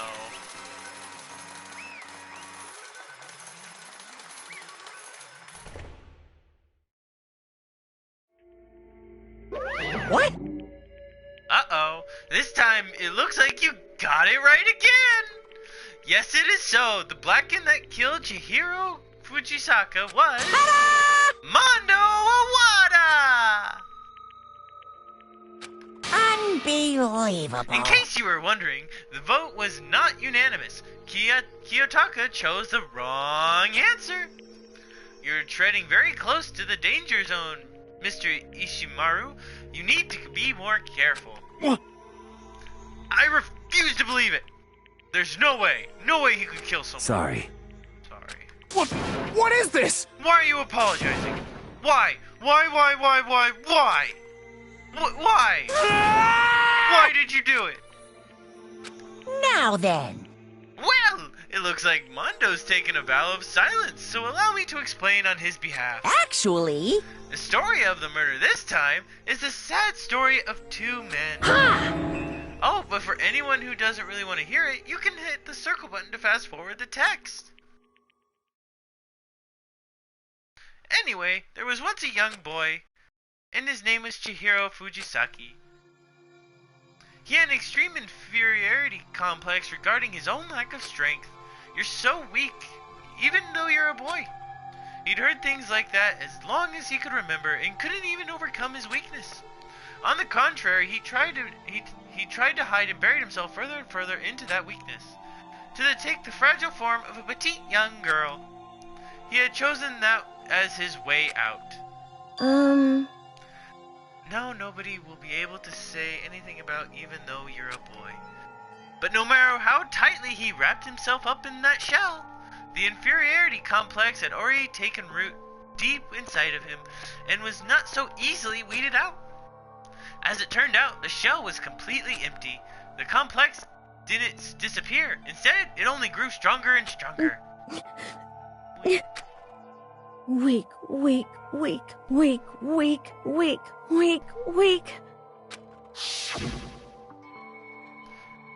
Once the killing game had begun here at the school, he had no choice but to accept this fate. After all, this world is survival of the fittest. If you're not strong, you don't survive. And then the lovely and hateful Monokuma announced the revealing of the embarrassing secrets, which of course included Chihiro's embarrassing secret, which I was more than willing to divulge. Even though he dresses like a girl, Chihiro is actually a boy. Hey, And that was something Chihiro couldn't let anyone find out, no matter the cost. If that was revealed, it would be the end. The hardened shell would crack, the armor would fall away. Without a doubt, those around him would torture him more than ever before. Everyone figured things thrust into such a dilemma must have sent spiraling into despair. What? And yet... I'm sorry. I don't really want to talk about it right now. But... But I also don't want to leave things the way they are, so maybe I can talk about it later. Maybe I try my best to become strong, then I can tell everyone. Annoyingly, he used the thread of discovery to motivate himself to become stronger. That's right. Now's my chance. I want to change. I'm going to get stronger and accept who I am. Strong enough so that when someone says, even though you're a boy, I'll be okay. I'll get better. With that thought at the front of his mind, he resolved to take immediate action. And so... That day, he made to the commitment to begin exercising. He was prepared to retrain his mind and body. But sadly, that would be the first and only chance he would get at it. Hey, When he decided to start exercising, he thought it would be good to ask for someone's help. But he wanted to tell that person his secret first and then ask them to help him from there. The only person he went to... Yeah, that's right. It was me. Yep, it sure was. The biker gang fella had been painfully clear about how important his manly promises were. So Chihiro probably figured that even if he confided in Mondo, his honor would make him keep the secret. Uh-huh. Plus, Mr. Macho Mondo was the very symbol of a strong man that Chihiro had always aspired to. Maybe talking to Mondo about it will help give me some courage. So he went and asked Mondo to help him become strong. I have a feeling that's supposed to be Monokuma saying that. I think there was a typo. That was his aspiration, and he thought that only with Mondo's support would he ever be able to come close to that. Correct. So then, that must be why Mondo did what he did, to keep the promise he'd made to Chihiro. Huh? Did what he did? You mean, that's why Mondo carried Chihiro from the boys' locker room into the girls' locker room? Indeed. Yes, that's exactly what I mean. Wasn't that to cover up what he'd done? Certainly. That could have been part of it, but I don't think it was the main reason. The real purpose was to keep the promise between men he'd made to Chihiro. But how does moving the body keep his secret? Because if someone knew he'd been killed in the boys' locker room, then everyone would have been arguing about how she got into the boys' locker room, right? Once that started up, at least a few of us would have immediately begun to suspect his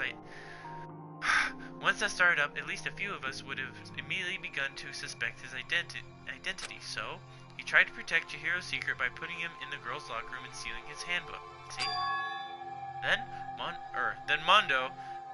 Mondo did all that to keep the promise he'd made to Chihiro, who he'd also killed.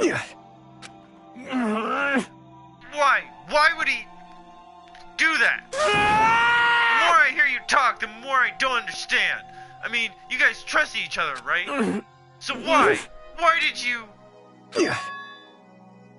Because, no matter what, I didn't want anyone to know. I knew it. So that's what triggered it after all.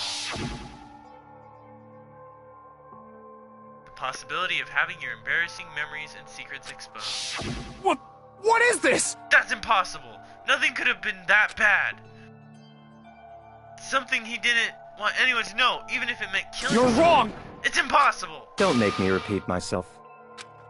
To judge others by your own standard is the height of folly. Even if you can't comprehend it, he obviously can. That's all there is to it. Well, while we're on the subject, why don't I tell you? That embarrassing memory? That secret he didn't want anyone to know? Hey, You know what Mondo did? He killed his own brother.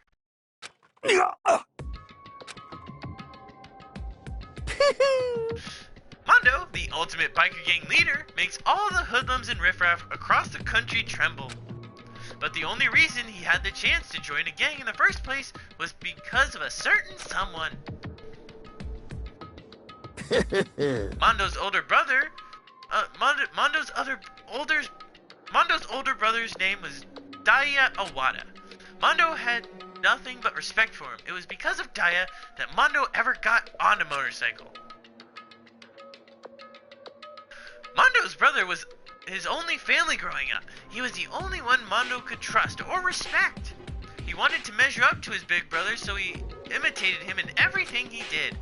Mondo was the epitome of the starry-eyed kid brother.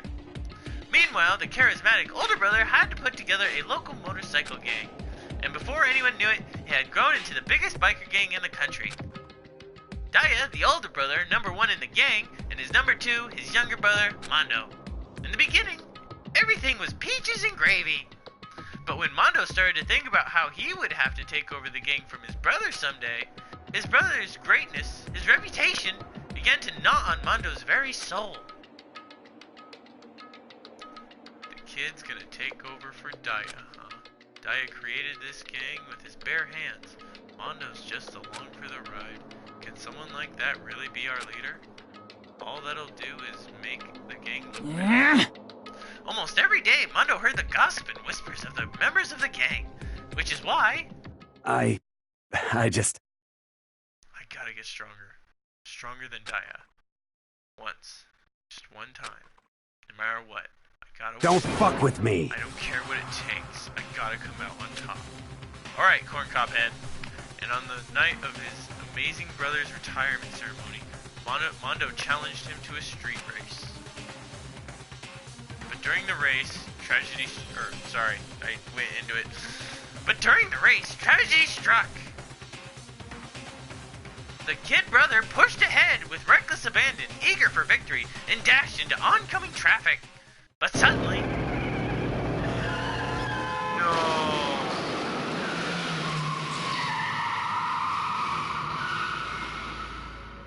Laying in his brother's arms, the older brother delivered his final words. My bad, kid. I fucked up. Sorry. Of course he knew it was his brother's fault, but Daya never blamed him for what happened. Hey kid, the rest is up to you. No matter what, you gotta keep the gang together. Cause it's the team. You and me put it together. It's a promise between men. Dude! He decided to hide the truth of what happened from everyone else in the gang, in order to keep the gang together and keep the promise to his brother. He could never admit to anyone that it was his own weakness that had caused the accident, and as a result, the team was made even stronger under the banner of the kid who bested his big brother. Daya was gonna lose to his kid brother, so he got stupid and got himself killed. That became the explanation for what happened. Mondo's lie became the truth. He wanted to lead the team so bad, he was willing to tell all kinds of lies about his brother. I just... I'm strong. Yeah. Strong. And yet... as soon as our killing game began, he realized, no matter how tough he pretended to be, he was just another weakling that could die in an instant. And then the hateful Monokuma announced the revealing of the embarrassing secrets. At that point, it was clear I would have no problem shedding light on his secret. Mondo killed his own older brother. Yeah. No matter what, I couldn't let the other gang members find out. If that happened, everything would have been ruined. Everything me and my brother had worked to create would have been destroyed. His death, all the guilt I'd been carrying around, it would have all been for nothing. So that's why Mondo. Yeah. Wait a sec. After I saw what Monokuma had on me, my head filled up with a kind of fuzzy uneasiness and just started swirling around. I never felt anything like this before. I didn't know what to do about it. I wasn't sure what to think or say, but after a while that fuzzy uneasiness turned itself into a rock-hard lump of anxiety way down in my stomach. And it was right around then that Chihiro asked me to start working out with him. And right there, he told me a secret. Seriously? Jesus! I'm sorry.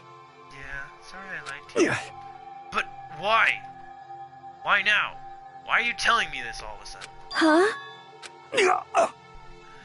Because, I mean, you've kept this a secret all this time, right? If anyone found out, you would... But... You're right, but... I want to change. I wrapped myself in lies. I'm weak. I want to destroy that version of me forever. His words were like a knife in my gut. I felt like he was exposing the lie I'd been living myself. I have to change. I don't want to be weak anymore. You're so strong, it can't hurt you, right? Whatever secret Monokuma might tell us. You piece of... So what? You're saying I should just say it? What? You're saying what? If I really am, I should be able to tell everyone my secret? Huh? I was jealous. I was jealous of Chihiro's strength. He had the strength to face his own weakness, to try and overcome it. It was a kind of strength I never had. So I was jealous of him, and that jealousy broke me. What? Are you making fun of me? I'm strong. Are you fucking with me right now? No! I'm not making fun of you. I'm not making fun of you. You really are strong, Mondo. Felt like I could hear myself starting to creak. Something inside my head. What did he want me to do? What was I supposed to do? Was I supposed to just sit back and let my secret get revealed and ruin everything? What's wrong? Damn you! Why did you have to tell me about that? Are you trying to rub my failure in my face? I just wanted to... actually admire you. I admire your strength. Yeah, that's right. I am strong. Strong. I'm strong. Strong. Stronger than you. Yeah. You son of a bitch! And stronger than Daya! I don't remember anything after that. When I woke up again, he was lying at my feet, covered in blood. I had the dumbbell in my hand, and I was just staring at him, down on the ground. Hey! I killed him. I killed Chihiro. Even after all this time, I'm still just as weak as I've always been. And thanks to that, I did something I can never take back. Mondo. He was normally so aggressive, so angry. He hid that weak side away from everyone. That was his secret. A secret like that lived in a heart like his, and it turned him cold-blooded. God damn it. Look at him! You see? You're all just like him. For a secret from the past, for a memory. For that, he killed another living human in cold blood. He couldn't cut free of his regrets from the outside world. He doesn't know what true strength is. Do you see hope anywhere in there? 'Cause I sure don't. You bastard! Just shut up, you son of a bitch. Go ahead, say it again, I dare you. Yep. Okay, I'll say it as many times as I want. Is that what I want? Okay, I'll say it as many times as I want. Is what I want to say, but unfortunately I can't do that right now because the time for punishing is fast approaching. Punishing? It can't be. You mean execution? Well now. That's what I promised you, right? The Blacken that disturbs the peace will be punished. Ridiculous. Hold on. Now then, I've prepared a very special punishment. For Mondo Owada, the ultimate biker gang leader. No, wait. Let's give it everything we've got. It's punishment time! I don't think I'm ready for this. I said wait! Sorry, man. I couldn't keep the promise we made. From one man to another.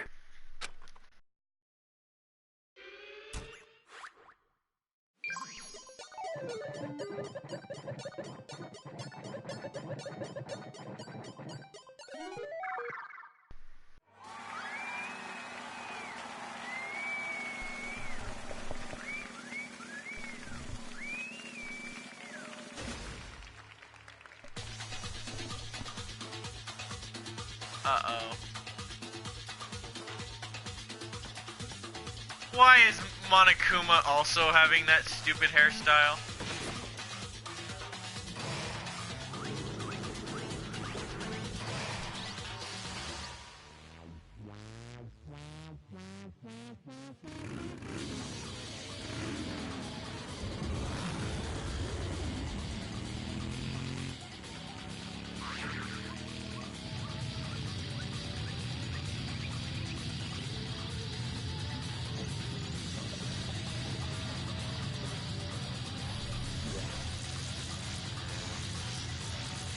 What the hell?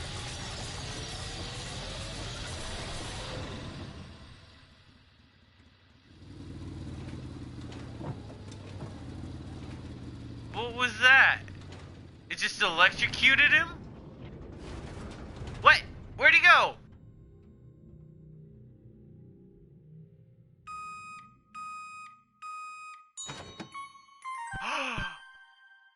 Oh my god!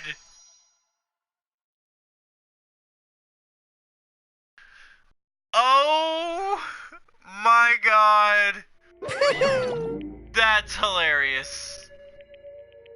Oh my god.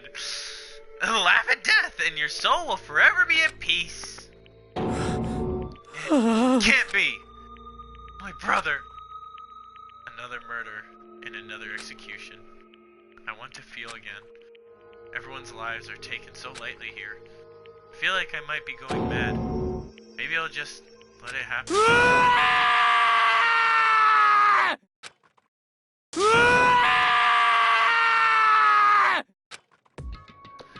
Sokka's sad screams invaded our skulls. We were each forced to realize once again. But he, of course, he had to. What a disappointment. This is the end of the game. Byakuya. What is this? You're completely insane, you know that? A game? One of our friends is dead. Do you realize that? Naturally. Of course I do, because this game is a life or death. Hey. I don't have anything to say to you. I don't have a response except However, that. I just don't understand why.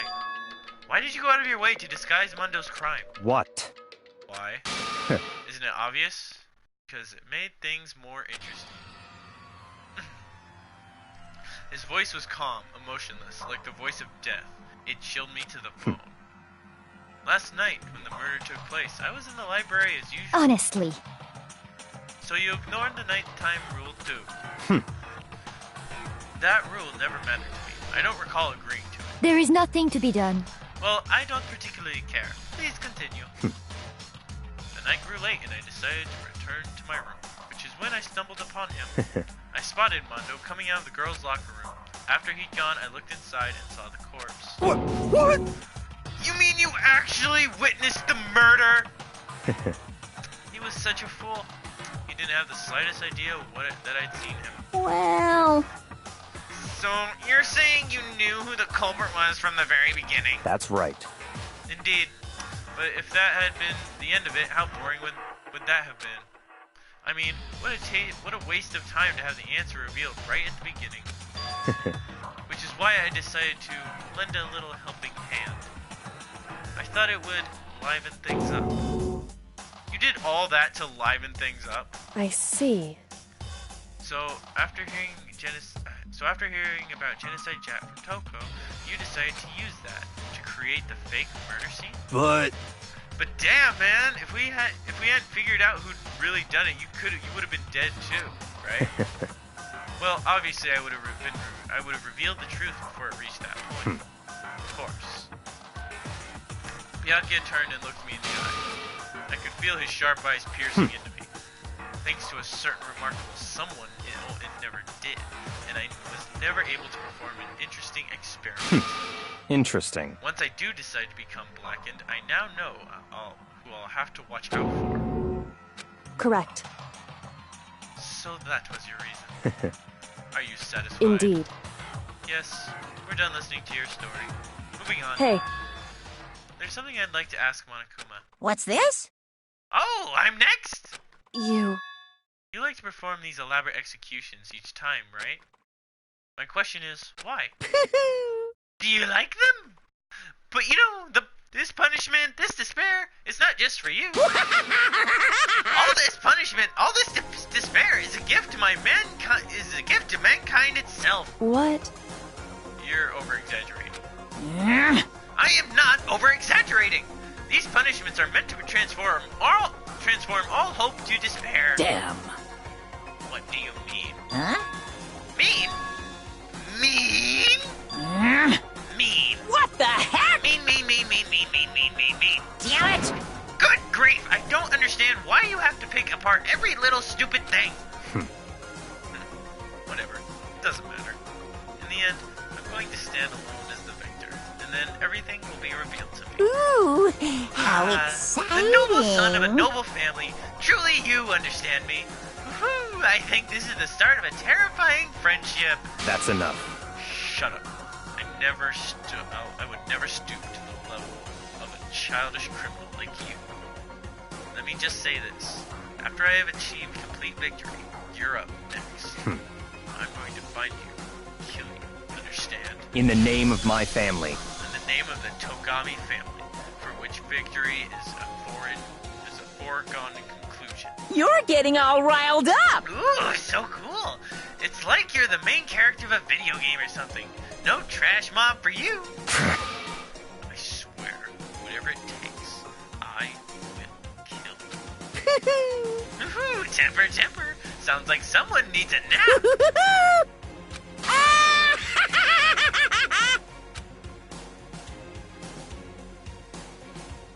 Monokuma's laughter peeled across the courtroom and the curtain closed on the case of Chihiro and Mundo. But I knew that wasn't the end. The killing game would still continue, because the mastermind wouldn't let it end. For those of us who were still alive, our worst fear and despair kept on multiplying. It was the kind of despair that felt like a blind puppy in hell had more of a future than us. All our courage, our effort, our friendship, it felt like it amounted to nothing at all. It was the worst kind of despair. Well, anyway, like I was saying, this is a pretty good spot. Yeah, a really good spot. Anyway, isn't it amazing how that girl went and killed someone before things even had a chance to get boring?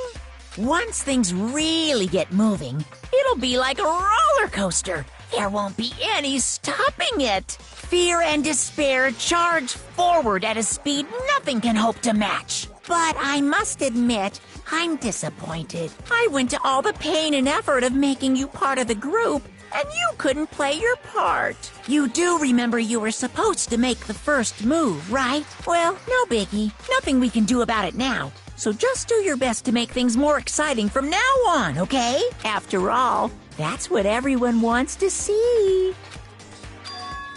There's one thing I'd like to ask you. As long as you don't want to know my measurements, fire away. Who is it? The 16th high school student, I mean. Ooh-hoo. Oh, this is the traitor. My, you really took me by surprise there. I know I said you could ask anything, but super denied, ultra denied, demonic denied. Because you see, that's my ace in the hole. And nobody'd be dumb enough to reveal that, right? No matter how close they were to their friends.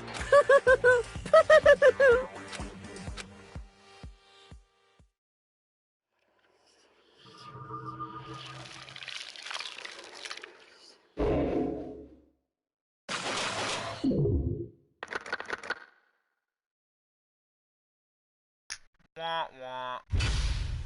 To be continued. Yes, it will be. Cause. Aww. Yep. We're gonna save. Alright. Yep, that's what we're ending it on. Thanks for joining. This was a freaking great time. I freaking fucked up a few times, but you know what? That's okay. Because, yeah. But you know what? We will continue this. But for now, stay weird, my fellow weirdos.